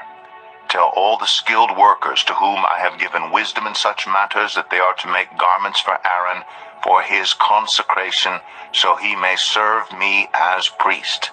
These are the garments they are to make: a breastpiece, an ephod, a robe, a woven tunic, a turban, and a sash. They are to make these sacred garments for your brother Aaron and his sons, so they may serve me as priests. Have them use gold and blue, purple, and scarlet yarn and fine linen. Make the ephod of gold, and of purple and scarlet yarn, and of finely twisted linen, the work of skilled hands. It is to have 2 shoulder pieces attached to 2 of its corners, so it can be fastened. Its skillfully woven waistband is to be like it, of 1 piece with the ephod, and made with gold, and with blue, purple, and scarlet yarn, and with finely twisted linen. Take onyx stones, and engrave on them the names of the sons of Israel in the order of their birth, 6 names on 1 stone, and the remaining 6 on the other.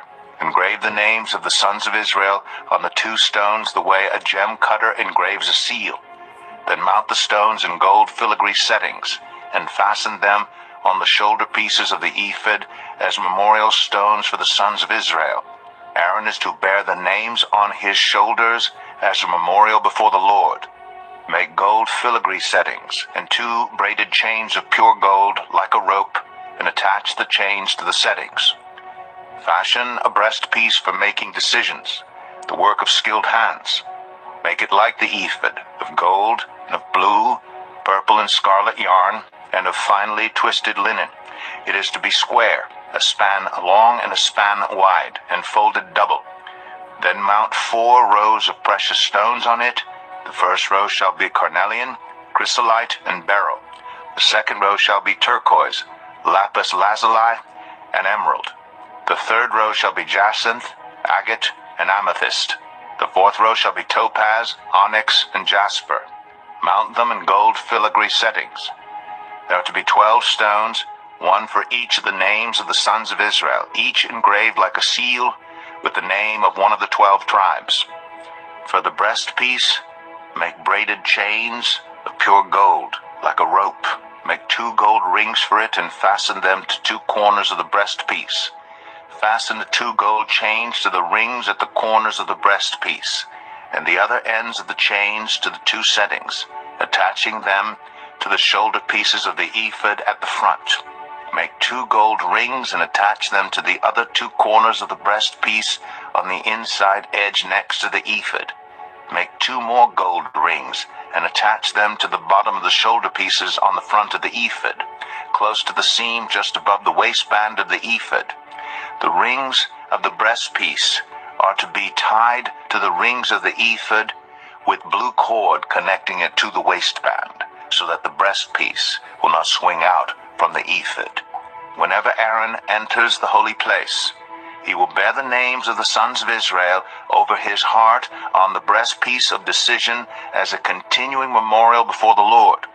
Also put the Urim and the Thummim in the breastpiece, so they may be over Aaron's heart whenever he enters the presence of the Lord. Thus Aaron will always bear the means of making decisions for the Israelites over his heart before the Lord. Make the robe of the ephod entirely of blue cloth, with an opening for the head in its center. There shall be a woven edge like a collar around this opening, so that it will not tear. Make pomegranates of blue, purple, and scarlet yarn around the hem of the robe, with gold bells between them. The gold bells and the pomegranates are to alternate around the hem of the robe. Aaron must wear it when he ministers. The sound of the bells will be heard when he enters the holy place before the Lord, and when he comes out, so that he will not die. Make a plate of pure gold, and engrave on it as on a seal, holy to the Lord. Fasten a blue cord to it to attach it to the turban. It is to be on the front of the turban. It will be on Aaron's forehead, and he will bear the guilt involved in the sacred gifts the Israelites consecrate, whatever their gifts may be. It will be on Aaron's forehead continually, so that they will be acceptable to the Lord. Weave the tunic of fine linen, and make the turban of fine linen. The sash is to be the work of an embroiderer. Make tunics, sashes, and caps for Aaron's sons, to give them dignity and honor.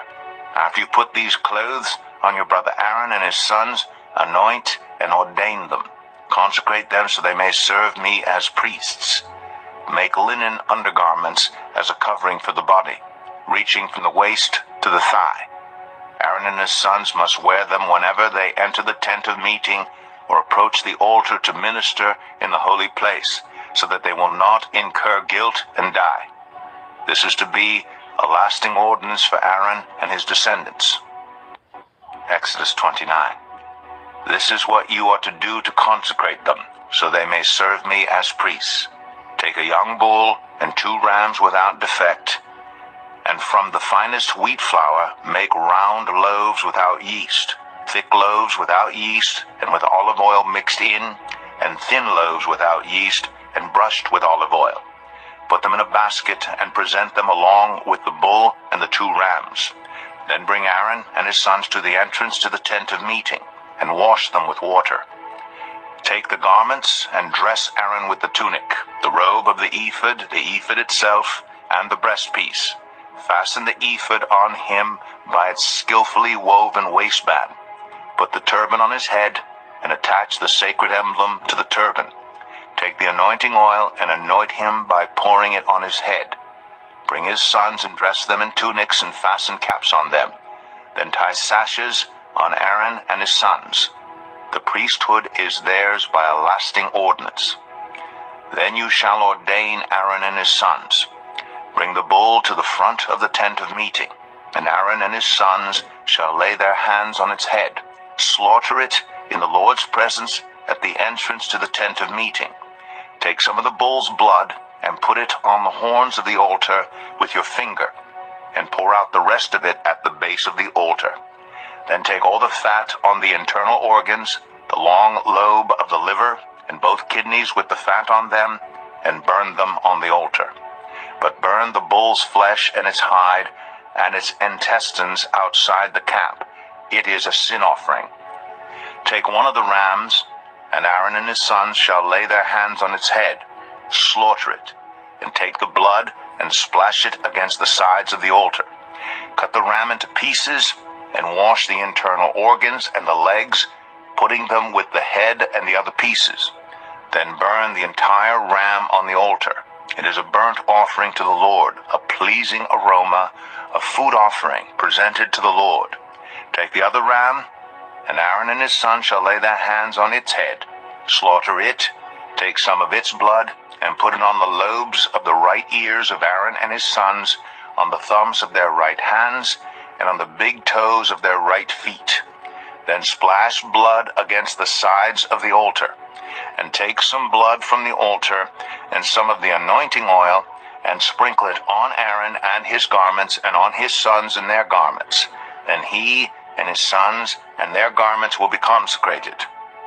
Take from this ram the fat tail, the fat on the internal organs, the long lobe of the liver, both kidneys with the fat on them, and the right thigh. This is the ram for the ordination. From the basket bread made without yeast, which is before the Lord, take 1 round loaf, 1 thick loaf with olive oil mixed in, and 1 thin loaf. Put all these in the hands of Aaron and his sons, and have them wave them before the Lord as a wave offering. Then take them from their hands and burn them on the altar along with the burnt offering for a pleasing aroma to the Lord, a food offering presented to the Lord. After you take the breast of the ram for Aaron's ordination, wave it before the Lord as a wave offering, and it will be your share. Consecrate those parts of the ordination ram that belong to Aaron and his sons, the breast that was waved and the thigh that was presented.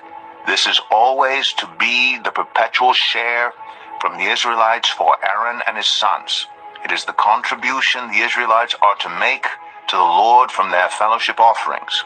Aaron's sacred garments will belong to his descendants, so that they can be anointed in them. The son who succeeds him as priest and comes to the tent of meeting to minister in the holy place is to wear them 7 days. Take the ram for the ordination and cook the meat in a sacred place. At the entrance to the tent of meeting, Aaron and his sons are to eat the meat of the ram and the bread that is in the basket. They are to eat these offerings by which atonement was made for their ordination and consecration. But no one else may eat them, because they are sacred. And if any of the meat of the ordination ram or any bread is left over till morning, burn it up. It must not be eaten, because it is sacred. Do for Aaron and his sons everything I have commanded you, taking 7 days to ordain them. Sacrifice a bull each day as a sin offering to make atonement. Purify the altar by making atonement for it, and anoint it to consecrate it. For 7 days, make atonement for the altar and consecrate it. Then the altar will be most holy, and whatever touches it will be holy.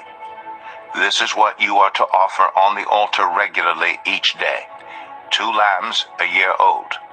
Offer one in the morning and the other at twilight. With the first lamb, offer 1/10 of an ephah of the finest flour mixed with 1/4 of a hin of oil from pressed olives, and 1/4 of a hin of wine as a drink offering. Sacrifice the other lamb at twilight with the same grain offering and its drink offering as in the morning, a pleasing aroma, a food offering presented to the Lord. For the generations to come, this burnt offering is to be made regularly at the entrance to the tent of meeting before the Lord. There I will meet you and speak to you. There also I will meet with the Israelites, and the place will be consecrated by my glory. So I will consecrate the tent of meeting and the altar, and will consecrate Aaron and his sons to serve me as priests. Then I will dwell among the Israelites and be their God. They will know that I am the Lord their God, who brought them out of Egypt so that I might dwell among them. I am the Lord their God. Exodus 30. Make an altar of acacia wood for burning incense. It is to be square, 1 cubit long and 1 cubit wide and 2 cubits high. Its horns of one piece with it. Overlay the top and all the sides and the horns with pure gold, and make a gold molding around it. Make 2 gold rings for the altar below the molding, 2 on each of the opposite sides, to hold the poles used to carry it. Make the poles of acacia wood, and overlay them with gold. Put the altar in front of the curtain that shields the ark of the covenant law before for the atonement cover that is over the tablets of the covenant law, where I will meet with you. Aaron must burn fragrant incense on the altar every morning when he tends the lamps. He must burn incense again when he lights the lamps at twilight, so incense will burn regularly before the Lord for the generations to come. Do not offer on this altar any other incense or any burnt offering or grain offering, and do not pour a drink offering on it. Once a year, Aaron shall make atonement on its horns. This annual atonement must be made with the blood of the atoning sin offering for the generations to come. It is most holy to the Lord. Then the Lord said to Moses, when you take a census of the Israelites to count them, each one must pay the Lord a ransom for his life at the time he is counted. Then no plague will come on them when you number them. Each one who crosses over to those already counted is to give a half shekel, according to the sanctuary shekel, which weighs 20 gerahs. This half shekel is an offering to the Lord. All who cross over, those 20 years old or more, are to give an offering to the Lord. The rich are not to give more than a half shekel, and the poor are not to give less when you make the offering to the Lord to atone for your lives. Receive the atonement money from the Israelites and use it for the service of the tent of meeting. It will be a memorial for the Israelites before the Lord, making atonement for your lives. Then the Lord said to Moses, make a bronze basin with its bronze stand for washing. Place it between the tent of meeting and the altar and put water in it. Aaron and his sons are to wash their hands and feet with water from it. Whenever they enter the tent of meeting, they shall wash with water so that they will not die. Also, when they approach the altar to minister by presenting a food offering to the Lord, they shall wash their hands and feet so that they will not die. This is to be a lasting ordinance for Aaron and his descendants for the generations to come.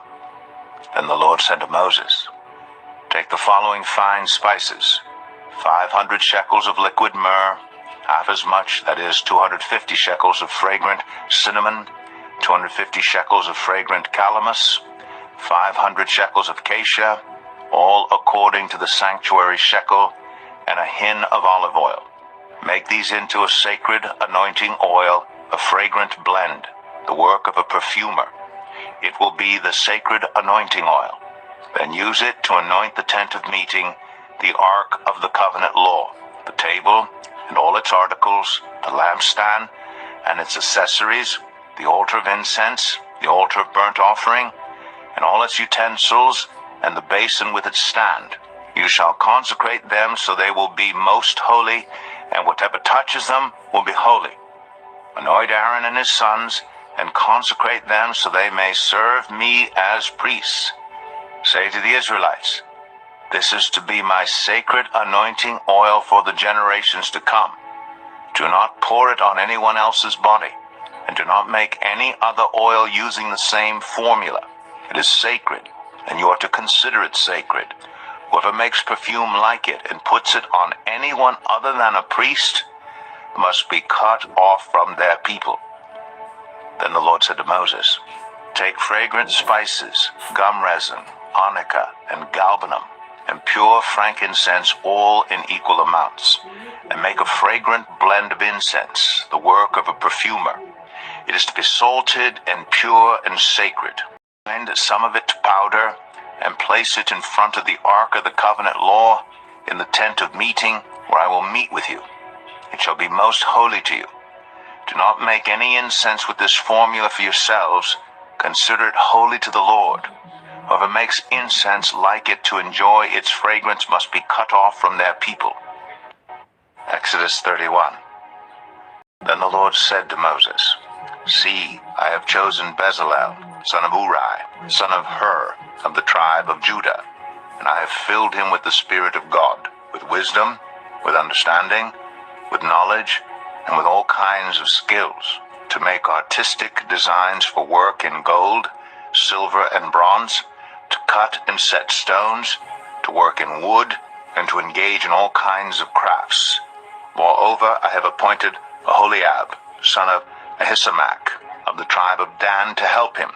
Also I have given ability to all the skilled workers to make everything I have commanded you: the tent of meeting, the ark of the covenant law, with the atonement cover on it, and all the other furnishings of the tent, the table and its articles, the pure gold lampstand, and all its accessories, the altar of incense, the altar of burnt offering and all its utensils, the basin with its stand, and also the woven garments, both the sacred garments for Aaron, the priest, and the garments for his sons when they serve as priests, and the anointing oil and fragrant incense for the holy place. They are to make them just as I commanded you. Then the Lord said to Moses, "Say to the Israelites, you must observe my Sabbaths. This will be a sign between me and you for the generations to come, so you may know that I am the Lord who makes you holy. Observe the Sabbath, because it is holy to you. Anyone who desecrates it is to be put to death. Those who do any work on that day must be cut off from their people. For 6 days work is to be done, but the seventh day is a day of Sabbath rest, holy to the Lord. Whoever does any work on the Sabbath day is to be put to death. The Israelites are to observe the Sabbath, celebrating it for the generations to come as a lasting covenant. It will be a sign between me and the Israelites forever, for in 6 days the Lord made the heavens and the earth, and on the seventh day he rested and was refreshed." When the Lord finished speaking to Moses on Mount Sinai, he gave him the 2 tablets of the covenant law, the tablets of stone inscribed by the finger of God. Exodus 32. When the people saw that Moses was so long in coming down from the mountain, they gathered round Aaron and said, "Come, make us gods who will go before us. As for this fellow Moses, who brought us up out of Egypt, we don't know what has happened to him." Aaron answered them, "Take off the gold earrings that your wives, your sons, and your daughters are wearing, and bring them to me." So all the people took off their earrings and brought them to Aaron. He took what they handed him and made it into an idol, cast in the shape of a calf, fashioning it with a tool. Then they said, "These are your gods, Israel, who brought you up out of Egypt." When Aaron saw this, he built an altar in front of the calf and announced, "Tomorrow there will be a festival to the Lord." So the next day the people rose early and sacrificed burnt offerings and presented fellowship offerings. Afterward they sat down to eat and got up to indulge in revelry. Then the Lord said to Moses, "Go down, because your people whom you brought up out of Egypt have become corrupt. They have been quick to turn away from what I commanded them, and have made themselves an idol cast in the shape of a calf. They have bowed down to it and sacrificed to it, and have said, 'These are your gods, Israel, who brought you out of Egypt.' I have seen these people," the Lord said to Moses, "and they are a stiff-necked people. Now leave me alone, so that my anger may burn against them, and that I may destroy them. Then I will make you into a great nation." But Moses sought the favor of the Lord his God. "Lord," he said, "why should your anger burn against your people whom you brought out of Egypt with great power and a mighty hand? Why should the Egyptians say, 'It was with evil intent that he brought them out, to kill them in the mountains, and to wipe them off the face of the earth'? Turn from your fierce anger, relent, and do not bring disaster on your people. Remember your servants Abraham, Isaac, and Israel, to whom you swore by your own self. I will make your descendants as numerous as the stars in the sky, and I will give your descendants all this land I promised them, and it will be their inheritance forever."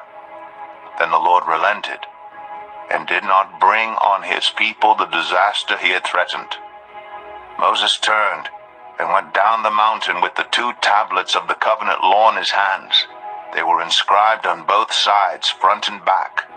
The tablets were the work of God. The writing was the writing of God, engraved on the tablets. When Joshua heard the noise of the people shouting, he said to Moses, "There is the sound of war in the camp." Moses replied, "It is not the sound of victory. It is not the sound of defeat. It is the sound of singing that I hear." When Moses approached the camp and saw the calf and the dancing, his anger burned, and he threw the tablets out of his hands, breaking them to pieces at the foot of the mountain. And he took the calf the people had made and burned it in the fire. Then he ground it to powder, scattered it on the water, and made the Israelites drink it. He said to Aaron, "What did these people do to you, that you led them into such great sin?" "Do not be angry, my lord," Aaron answered. "You know how prone these people are to evil. They said to me, 'Make us gods who will go before us.' As for this fellow Moses who brought us up out of Egypt, we don't know what has happened to him." So I told them, "Whoever has any gold jewelry, take it off." Then they gave me the gold, and I threw it into the fire, and out came this calf. Moses saw that the people were running wild, and that Aaron had let them get out of control and so become a laughingstock to their enemies. So he stood at the entrance to the camp and said, "Whoever is for the Lord, come to me." And all the Levites rallied to him. Then he said to them, "This is what the Lord, the God of Israel, says. Each man strap a sword to his side. Go back and forth through the camp from one end to the other, each killing his brother and friend and neighbor." The Levites did as Moses commanded, and that day about 3,000 of the people died. Then Moses said, "You have been set apart to the Lord today, for you were against your own sons and brothers, and he has blessed you this day." The next day Moses said to the people, "You have committed a great sin, but now I will go up to the Lord. Perhaps I can make atonement for your sin." So Moses went back to the Lord and said, "Oh, what a great sin people have committed. They have made themselves gods of gold. But now, please forgive their sin. But if not, then blot me out of the book you have written." The Lord replied to Moses, "Whoever has sinned against me, I will blot out of my book. Now go, lead the people to the place I spoke of, and my angel will go before you. However, when the time comes for me to punish, I will punish them for their sin." And the Lord struck the people with a plague because of what they did with the calf Aaron had made. Exodus 33. Then the Lord said to Moses, "Leave this place, you and the people you brought up out of Egypt, and go up to the land I promised on oath to Abraham, Isaac, and Jacob, saying, 'I will give it to your descendants.' I will send an angel before you and drive out the Canaanites, Amorites, Hittites, Perizzites, Hivites, and Jebusites. Go up to the land flowing with milk and honey. But I will not go with you, because you are a stiff-necked people, and I might destroy you on the way." When the people heard these distressing words, they began to mourn, and no one put on any ornaments. For the Lord had said to Moses, "Tell the Israelites, you are a stiff-necked people. If I were to go with you even for a moment, I might destroy you. Now take off your ornaments, and I will decide what to do with you." So the Israelites stripped off their ornaments at Mount Horeb. Now Moses used to take a tent and pitch it outside the camp some distance away, calling it the tent of meeting. Anyone inquiring of the Lord would go to the tent of meeting outside the camp. And whenever Moses went out to the tent, all the people rose and stood at the entrances to their tents, watching Moses until he entered the tent. As Moses went into the tent, the pillar of cloud would come down and stay at the entrance, while the Lord spoke with Moses. Whenever the people saw the pillar of cloud standing at the entrance to the tent, they all stood and worshipped, each at the entrance to their tent. The Lord would speak to Moses face to face, as one speaks to a friend. Then Moses would return to the camp. But his young aide Joshua, son of Nun, did not leave the tent. Moses said to the Lord, "You have been telling me, 'Lead these people,' but you have not let me know whom you will send with me. You have said, 'I know you by name,' and you have found favor with me. If you are pleased with me, teach me your ways so I may know you and continue to find favor with you. Remember that this nation is your people." The Lord replied, "My presence will go with you, and I will give you rest." Then Moses said to him, "If your presence does not go with us, do not send us up from here. How will anyone know that you are pleased with me and with your people unless you go with us? What else will distinguish me and your people from all the other people on the face of the earth?" And the Lord said to Moses, "I will do the very thing you have asked, because I am pleased with you and I know you by name." Then Moses said, "Now, show me your glory." And the Lord said, "I will cause all my goodness to pass in front of you, and I will proclaim my name, the Lord, in your presence. I will have mercy on whom I will have mercy, and I will have compassion on whom I will have compassion." But he said, "You cannot see my face. No one may see me and live." Then the Lord said, "There's a place near me where you may stand on a rock. When my glory passes by, I will put you in a cleft in the rock and cover you with my hand until I have passed by. Then I will remove my hand and you will see my back, but my face must not be seen." Exodus 34. The Lord said to Moses, "Chisel out 2 stone tablets like the first ones, and I will write on them the words that were on the first tablets, which you broke. Be ready in the morning, and then come up on Mount Sinai. Present yourself to me there on top of the mountain. No one is to come with you or be seen anywhere on the mountain. Not even the flocks and herds may graze in front of the mountain." So Moses chiseled out 2 stone tablets like the first ones, and went up Mount Sinai early in the morning, as the Lord had commanded him. And he carried the 2 stone tablets in his hands. Then the Lord came down in the cloud, and stood there with him, and proclaimed his name, the Lord.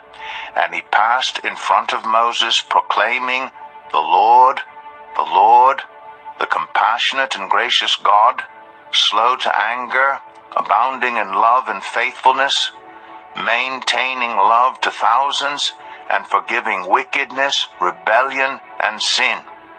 Yet he does not leave the guilty unpunished. He punishes the children and their children for the sin of the parents to the 3rd and 4th generation." Moses bowed to the ground at once and worshipped. "Lord," he said, "if I have found favor in your eyes, then let the Lord go with us. Although this is a stiff-necked people, forgive our wickedness and our as your inheritance." Then the Lord said, "I am making a covenant with you. Before all your people I will do wonders never before done in any nation in all the world. The people you live among will see how awesome is the work that I, the Lord, will do for you. Obey what I command you today. I will drive out before you the Amorites, Canaanites, Hittites, Perizzites, Hivites, and Jebusites. Be careful not to make a treaty with those who live in the land where you are going, or they will be a snare among you. Break down their altars, smash their sacred stones, and cut down their Asherah poles. Do not worship any other god, for the Lord, whose name is jealous, is a jealous God. Be careful not to make a treaty with those who live in the land, for when they prostitute themselves to their gods and sacrifice to them, they will invite you, and you will eat their sacrifices. And when you choose some of their daughters as wives for your sons, and those daughters prostitute themselves to their gods, they will lead your sons to do the same. Do not make any idols. Celebrate the festival of unleavened bread. For 7 days, eat bread made without yeast, as I commanded you. Do this at the appointed time in the month of Aviv, for in that month you came out of Egypt. The first offspring of every womb belongs to me, including all the firstborn males of your livestock, whether from herd or flock. Redeem the firstborn donkey with a lamb, but if you do not redeem it, break its neck. Redeem all your firstborn sons. No one is to appear before me empty-handed. 6 days you shall labor, but on the seventh day you shall rest. Even during the plowing season and harvest you must rest. Celebrate the festival of weeks with the first fruits of the wheat harvest, and the festival of ingathering at the turn of the year. 3 times a year all your men are to appear before the sovereign Lord, the God of Israel. I will drive out nations before you and enlarge your territory, and no one will covet your land when you go up 3 times each year to appear before the Lord your God. Do not offer the blood of a sacrifice to me along with anything containing yeast, and do not let any of the sacrifice from the Passover festival remain until morning. Bring the best of the first fruits of your soil to the house of the Lord your God. Do not cook a young goat in its mother's milk. Then the Lord said to Moses, Write down these words, for in accordance with these words I have made a covenant with you and with Israel. Moses was there with the Lord 40 days and 40 nights without eating bread or drinking water, and he wrote on the tablets the words of the covenant, the 10 Commandments. When Moses came down from Mount Sinai with the 2 tablets of the covenant law in his hands, he was not aware that his face was radiant, because he had spoken with the Lord. When Aaron and all the Israelites saw Moses, his face was radiant, and they were afraid to come near him. But Moses called to them. So Aaron and all the leaders of the community came back to him, and he spoke to them. Afterward all the Israelites came near him, and he gave them all the commands the Lord had given him on Mount Sinai. When Moses finished speaking to them, he put a veil over his face. But whenever he entered the Lord's presence to speak with him, he removed the veil until he came out. And when he came out and told the Israelites what he had been commanded, they saw that his face was radiant. Then Moses would put the veil back over his face until he went in to speak with the Lord. Exodus 35. Moses assembled the whole Israelite community and said to them, These are the things the Lord has commanded you to do. For 6 days work is to be done. But the 7th day shall be your holy day, a day of Sabbath rest to the Lord. Whoever does any work on it is to be put to death. Do not light a fire in any of your dwellings on the Sabbath day. Moses said to the whole Israelite community, This is what the Lord has commanded. From what you have, take an offering for the Lord. Everyone who is willing is to bring to the Lord an offering of gold, silver, and bronze, blue, purple, and scarlet yarn, and fine linen, goat hair, ram skins dyed red, and another type of durable leather, acacia wood, olive oil for the light, spices for the anointing oil, and for the fragrant incense, and onyx stones, and other gems to be mounted on the ephod and breastpiece.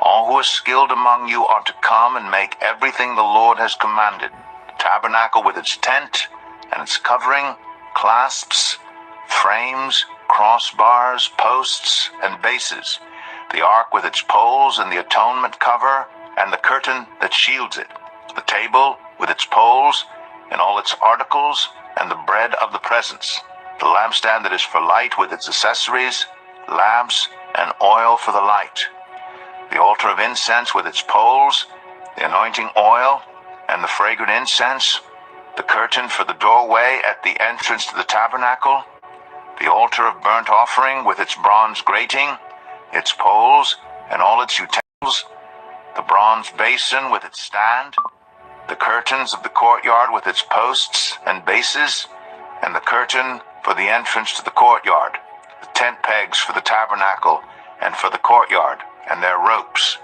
the woven garments worn for ministering in the sanctuary, both the sacred garments for Aaron the priest, and the garments for his sons when they served priests. Then the whole Israelite community withdrew from Moses' presence, and everyone who was willing and whose heart moved them came and brought an offering to the Lord for the work on the tent of meeting, for all its service, and for the sacred garments. All who were willing Men and women alike came and brought gold jewelry of all kinds, brooches, earrings, rings, and ornaments. They all presented their gold as a wave offering to the Lord. Everyone who had blue, purple, or scarlet yarn, or fine linen or goat hair, ram skins dyed red, or the other durable leather, brought them. Those presenting an offering of silver or bronze brought it as an offering to the Lord, and everyone who had acacia wood for any part of the work brought it. Every skilled woman spun with her hands and brought what she had spun, blue, purple, or scarlet yarn or fine linen. And all the women who were willing and had the skill spun the goat hair. The leaders brought onyx stones and other gems to be mounted on the ephod and breastpiece. They also brought spices and olive oil for the light and for the anointing oil and for the fragrant incense. All the Israelite men and women who were willing brought to the Lord freewill offerings for all the work the Lord through Moses had commanded them to do. And Moses said to the Israelites, "See, the Lord has chosen Bezalel, son of Uri, the son of Hur, of the tribe of Judah, and he has filled him with the Spirit of God, with wisdom, with understanding, with knowledge, and with all kinds of skills, to make artistic designs for work in gold, silver, and bronze, to cut and set stones, to work in wood, and to engage in all kinds of artistic crafts. And he has given both him and Oholiab, son of Ahisamach, of the tribe of Dan, the ability to teach others. He has filled them with skill to do all kinds of work, as engravers, designers, embroiderers in blue, purple, and scarlet yarn, and fine linen, and weavers, all of them skilled workers and designers." Exodus 36. So Bezalel, Oholiab, and every skilled person to whom the Lord has given skill and ability to know how to carry out all the work of constructing the sanctuary are to do the work just as the Lord has commanded. Then Moses summoned Bezalel and Oholiab, and every skilled person to whom the Lord had given ability and who was willing to come and do the work.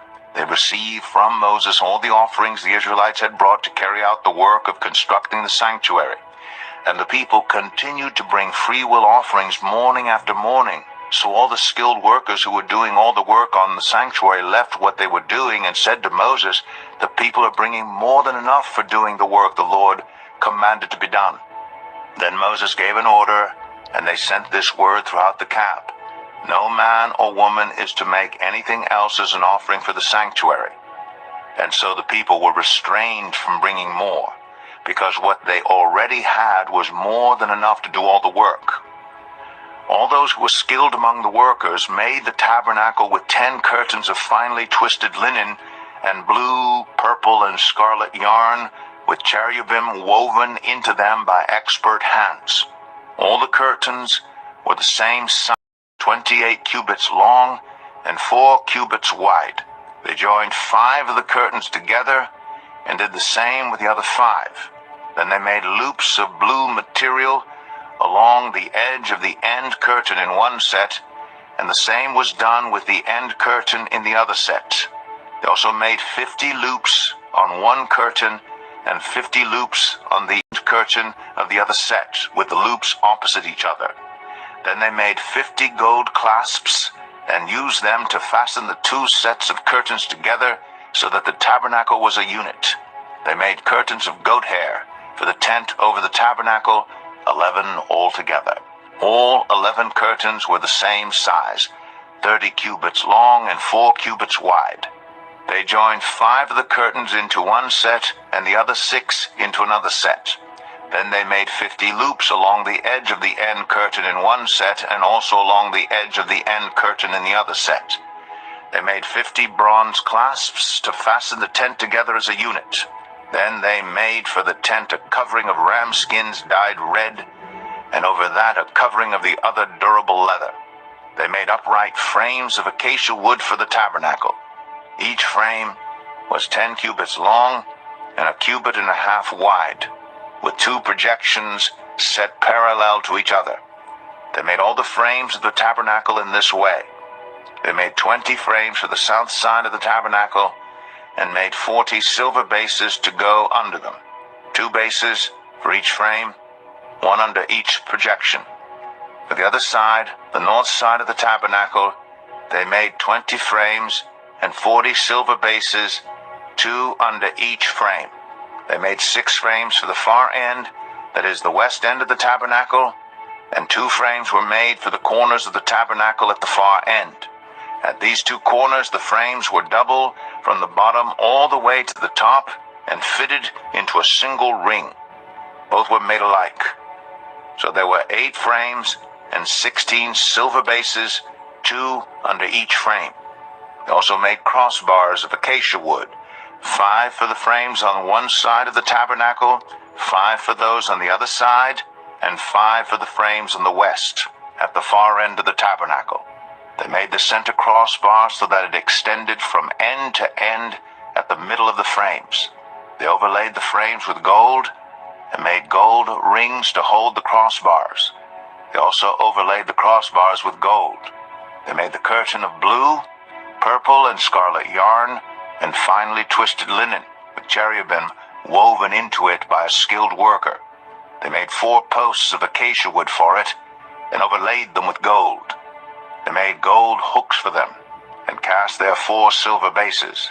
For the entrance to the tent, they made a curtain of blue, purple, and scarlet yarn, and finely twisted linen, the work of an embroiderer. And they made 5 posts with hooks for them. They overlaid the tops of the posts and their bands with gold, and made their 5 bases of bronze. Exodus 37. Bezalel made the ark of acacia wood, 2.5 cubits long, 1.5 cubits wide, and 1.5 cubits high. He overlaid it with pure gold, both inside and out, and made a gold molding around it. He cast 4 gold rings for it and fastened them to its 4 feet, with 2 rings on one side and 2 rings on the other. Then he made poles of acacia wood and overlaid them with gold. And he inserted the poles into the rings on the sides of the ark to carry it. He made the atonement cover of pure gold, 2.5 cubits long and 1.5 cubits wide. Then he made 2 cherubim out of hammered gold at the ends of the cover. He made 1 cherub on one end and the second cherub on the other. At the 2 ends he made them of one piece with the cover. The cherubim had their wings spread upward, overshadowing the cover with them. The cherubim faced each other, looking toward the cover. They made the table of acacia wood, 2 cubits long, 1 cubit wide, and 1.5 cubits high. Then they overlaid it with pure gold and made a gold molding around it. They also made around it a rim, a handbreadth wide, and put a gold molding on the rim. They cast 4 gold rings for the table and fastened them to the 4 corners where the 4 legs were. The rings were put close to the rim to hold the poles used in carrying the table. The poles for carrying the table were made of acacia wood and were overlaid with gold. And they made from pure gold the articles for the table, its plates and dishes and bowls and its pitchers for the pouring out of drink offerings. They made the lampstand of pure gold. They hammered out its base and shaft and made its flower-like cups, buds, and blossoms of one piece with them. 6 branches extended from the sides of the lampstand, 3 on one side and 3 on the other. 3 cups shaped like almond flowers with buds and blossoms were on one branch, 3 on the next branch, and the same for all 6 branches extending from the lampstand. And on the lampstand were 4 cups shaped like almond flowers with buds and blossoms. 1 bud was under the first pair of branches extending from the lampstand, a 2nd bud under the 2nd pair, and a 3rd bud under the 3rd pair, 6 branches in all. The buds and the branches were all of one piece with the lampstand hammered out of pure gold. They made it 7 lamps as well as its wick trimmers and trays of pure gold. They made the lampstand and all its accessories from 1 talent of pure gold. They made the altar of incense out of acacia wood. It was square, 1 cubit long and 1 cubit wide and 2 cubits high.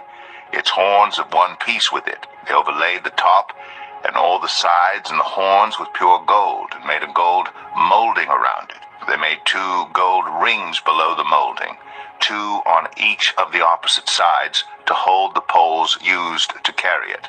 They made the poles of acacia wood and overlaid them with gold.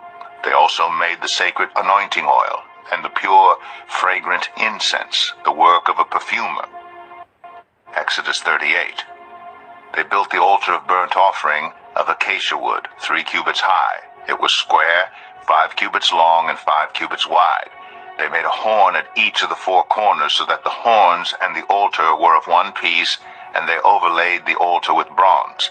They made all its utensils of bronze, its pots, shovels, sprinkling bowls, meat forks, and fire pans.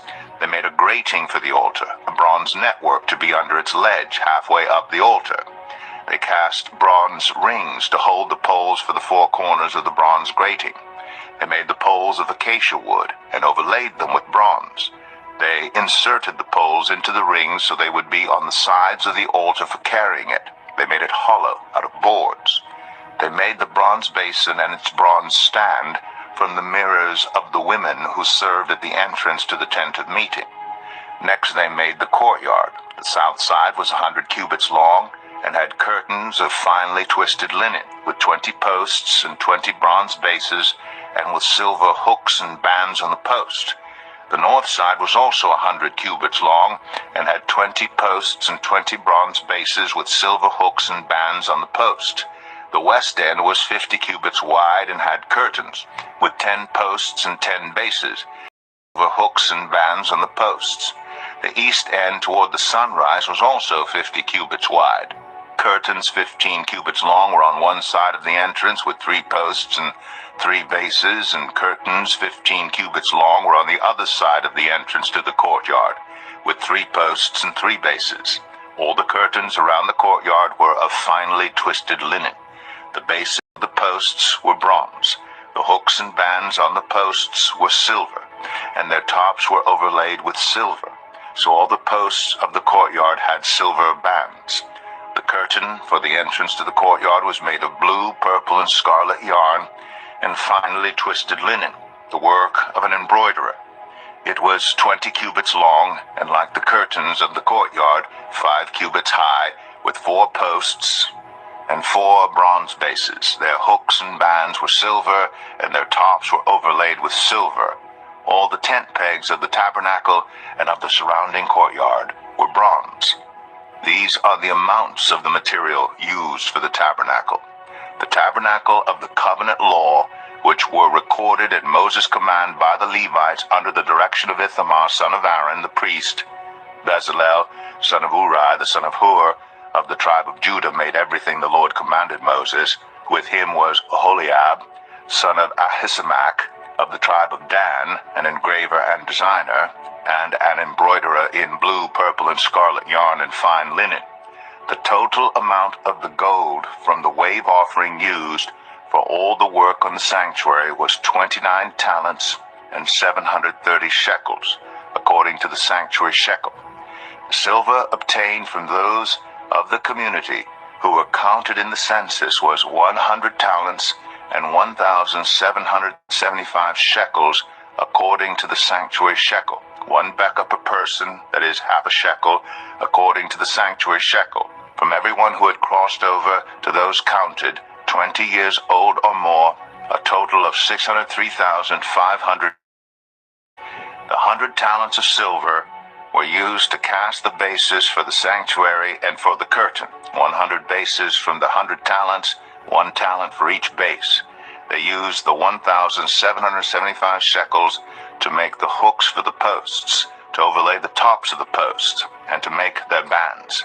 The bronze from the wave offering was 70 talents and 2,400 shekels. They used it to make the bases for the entrance to the tent of meeting, the bronze altar with its bronze grating and all its utensils, the bases for the surrounding courtyard and those for its entrance, and all the tent pegs for the tabernacle and those for the surrounding courtyard.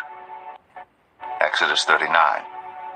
From the blue, purple, and scarlet yarn, they made woven garments for ministering in the sanctuary. They also made sacred garments for Aaron, as the Lord commanded Moses. They made the ephod of gold, and of blue, purple, and scarlet yarn, and of finely twisted linen. They hammered out thin sheets of gold and cut strands to be worked into the blue, purple, and scarlet yarn and fine linen, the work of skilled hands. They made shoulder pieces for the ephod, which were attached to two of its corners so it could be fastened.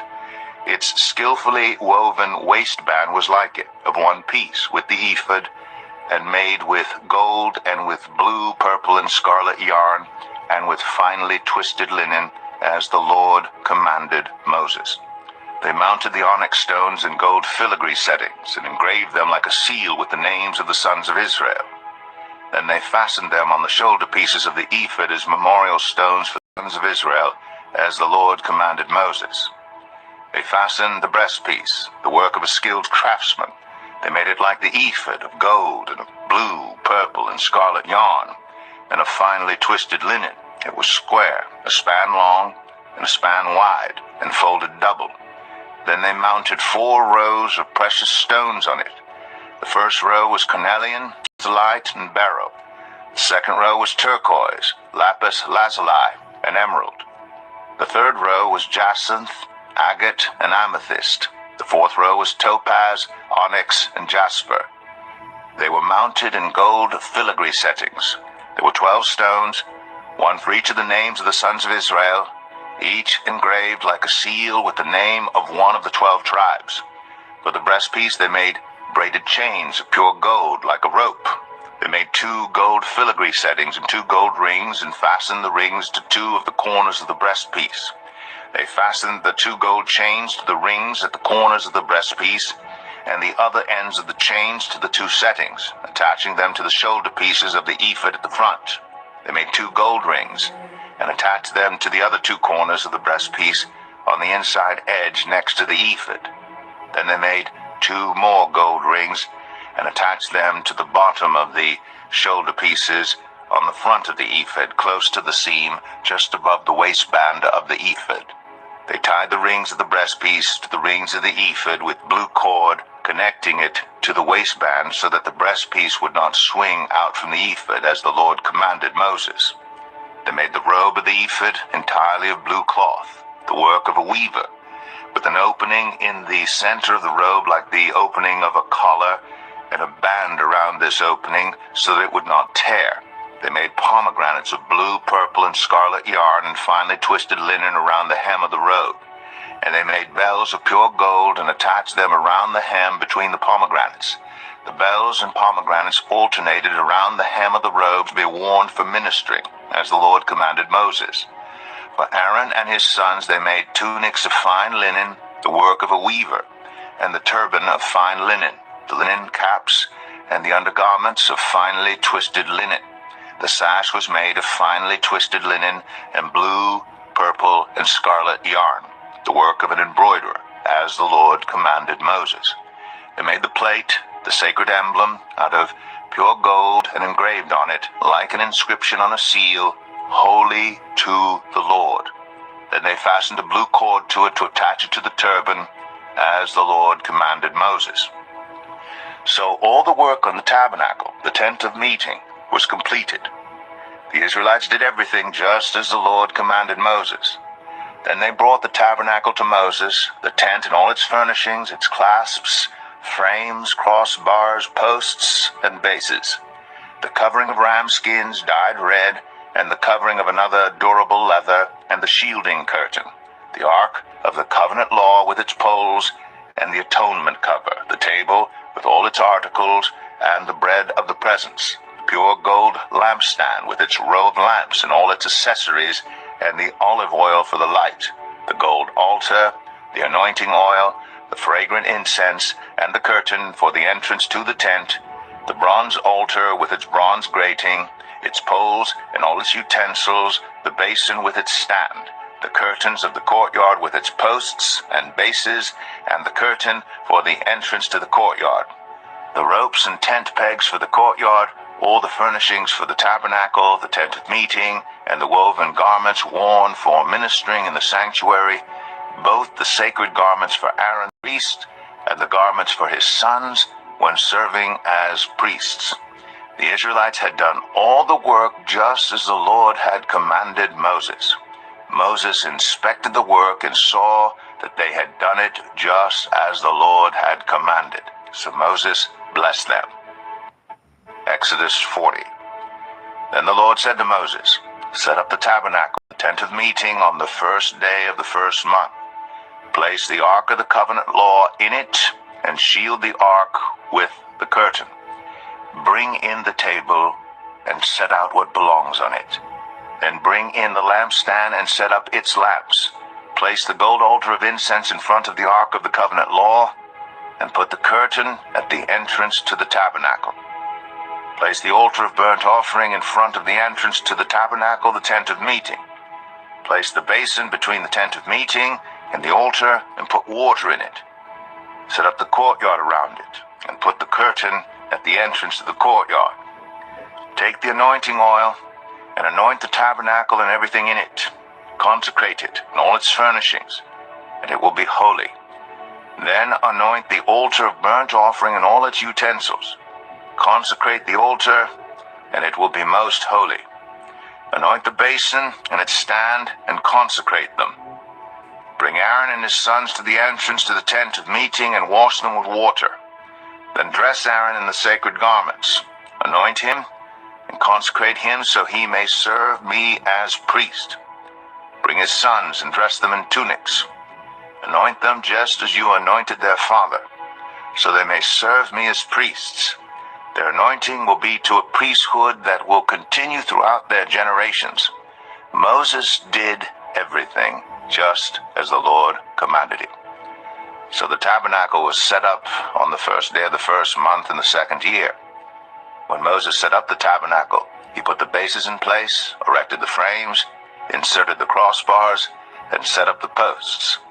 Then he spread the tent over the tabernacle and put the covering over the tent, as the Lord commanded him. He took the tablets of the covenant law and placed them in the ark, attached the poles to the ark, and put the atonement cover over it. Then he brought the ark into the tabernacle and hung the shielding curtain and shielded the ark of the covenant law as the Lord commanded him. Moses placed the table in the tent of meeting on the north side of the tabernacle outside the curtain, and set out the bread on it before the Lord, as the Lord commanded him. He placed the lampstand in the tent of meeting opposite the table on the south side of the tabernacle, and set up the lamps before the Lord, as the Lord commanded him. Moses placed the gold altar in the tent of meeting in front of the curtain, and burned fragrant incense on it, as the Lord commanded him. Then he put up the curtain at the entrance to the tabernacle. He set the altar of burnt offering near the entrance to the tabernacle, the tent of meeting, and offered on it burnt offerings and grain offerings, as the Lord commanded him.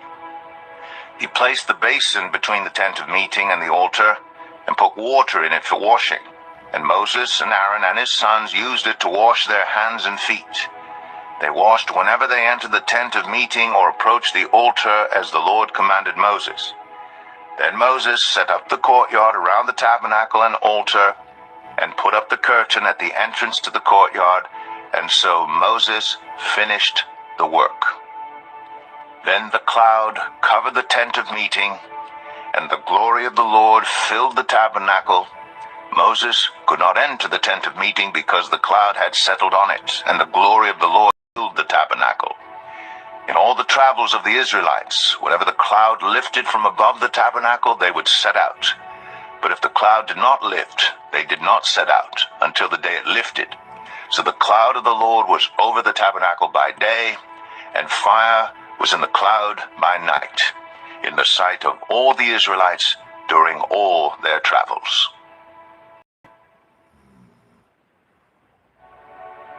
The book of Leviticus, chapter 1.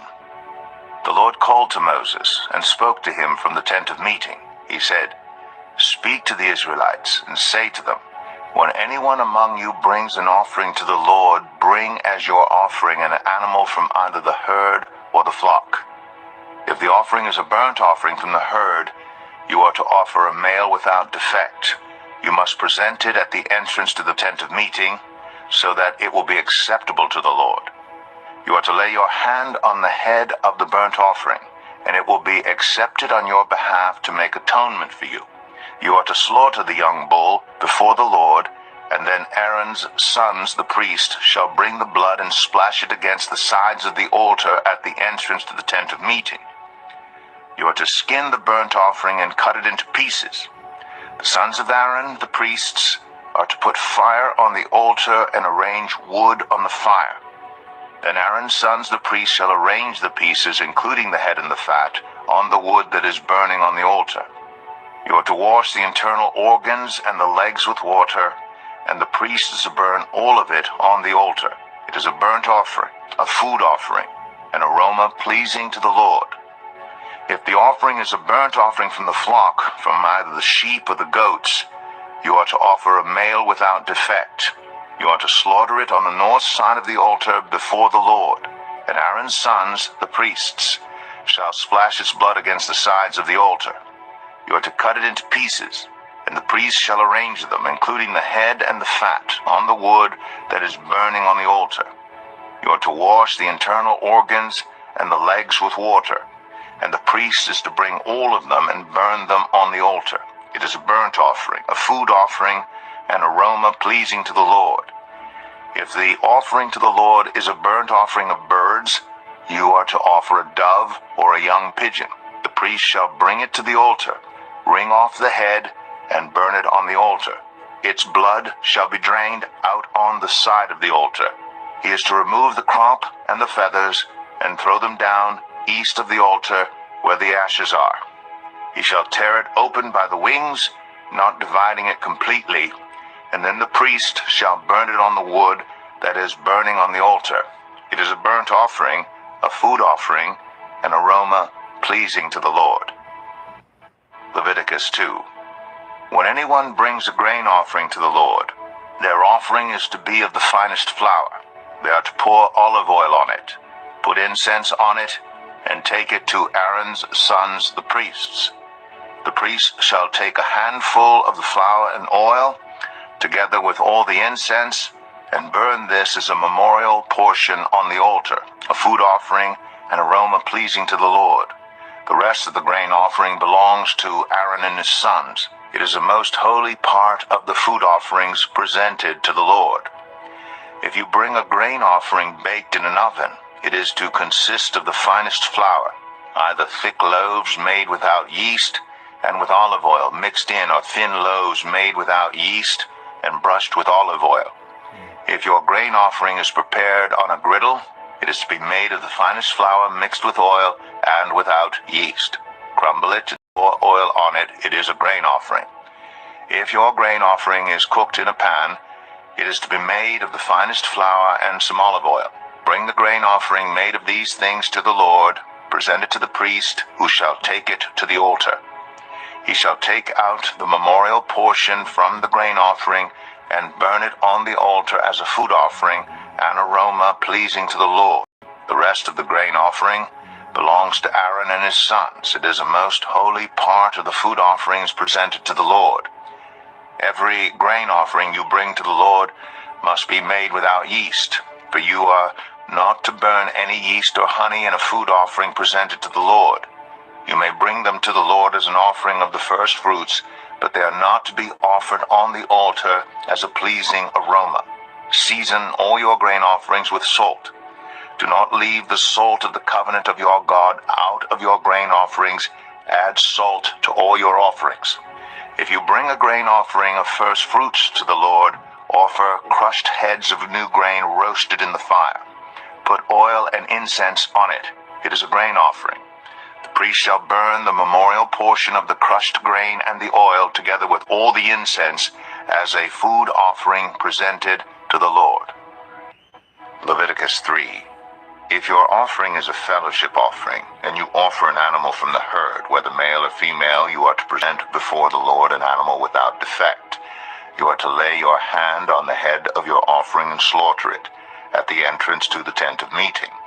Then Aaron's sons, the priests, shall splash the blood against the sides of the altar. From the fellowship offering you are to bring a food offering to the Lord, the internal organs and all the fat that is connected to them, both kidneys with the fat on them near the loins, and the long lobe of the liver, which you will remove with the kidneys. Then Aaron's sons are to burn it on the altar on top of the burnt offering that is lying on the burning wood. It is a food offering, an aroma pleasing to the Lord. If you offer an animal from the flock as a fellowship offering to the Lord, you are to offer a male or female without defect. If you offer a lamb, you are to present it before the Lord. Lay your hand on its head and slaughter it in front of the tent of meeting. Then Aaron's sons shall splash its blood against the sides of the altar. From the fellowship offering you are to bring a food offering to the Lord, its fat, the entire fat tail cut off close to the backbone, the internal organs and all the fat that is connected to them, both kidneys with the fat on them near the loins, and the long lobe of the liver, which you will remove with the kidneys. The priest shall burn them on the altar as a food offering presented to the Lord. If your offering is a goat, you are to present it before the Lord. Lay your hand on its head and slaughter it in front of the tent of meeting. Then Aaron's sons shall splash its blood against the sides of the altar. From what you offer, you are to present this food offering to the Lord, the internal organs and all the fat that is connected to them, both kidneys with the fat on them near the loins, and the long lobe of the liver, which you will remove with the kidneys. The priest shall burn them on the altar as a food offering, a pleasing aroma. All the fat is the Lord's. This is a lasting ordinance for the generations to come. Wherever you live, you must not eat any fat or any blood. Leviticus 4. The Lord said to Moses, "Say to the Israelites, when anyone sins unintentionally and does what is forbidden in any of the Lord's commands, if the anointed priest sins, bringing guilt on the people, he must bring to the Lord a young bull without defect as a sin offering for the sin he has committed.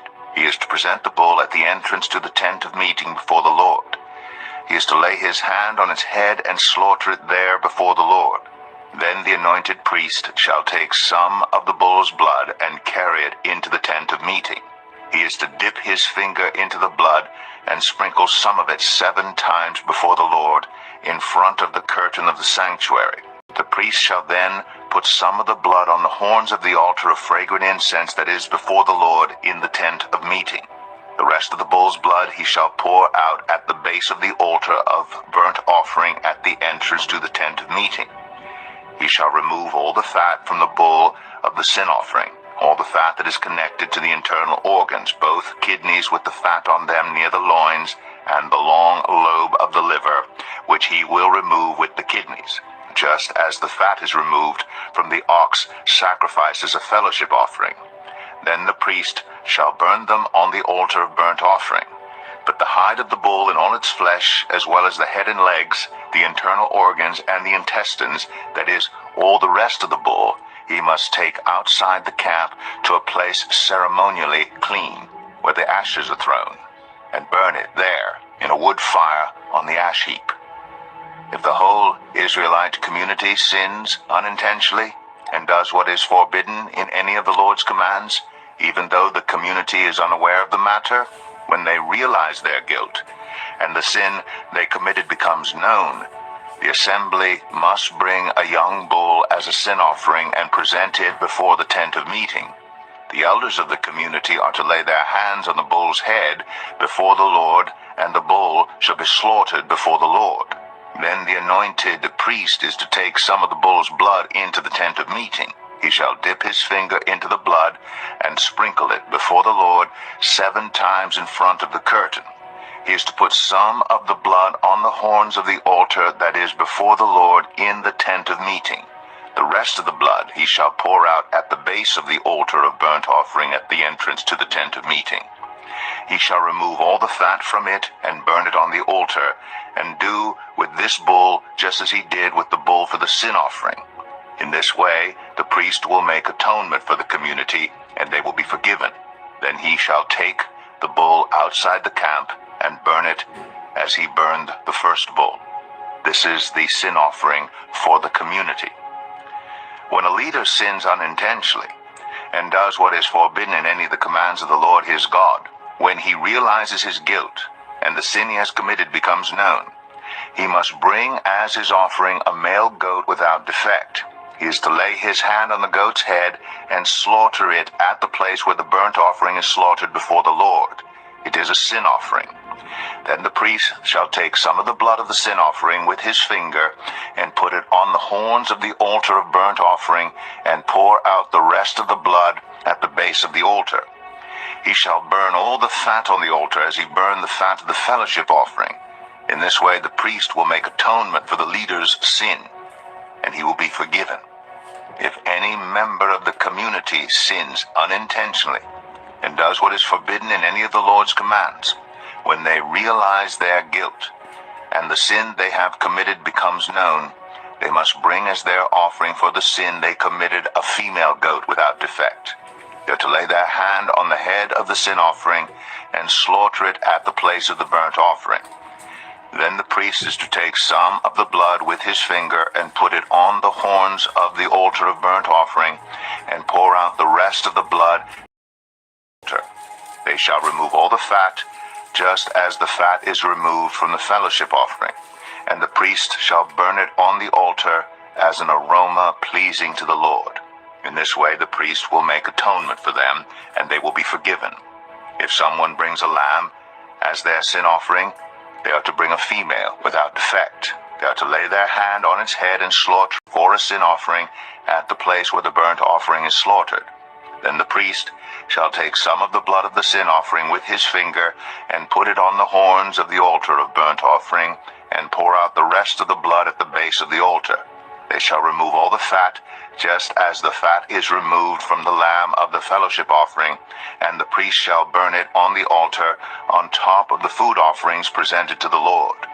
In this way the priest shall make atonement for them for the sin they have committed, and they will be forgiven. Leviticus 5. If anyone sins because they do not speak up when they hear a public charge to testify regarding something they have seen or learned about, they will be held responsible.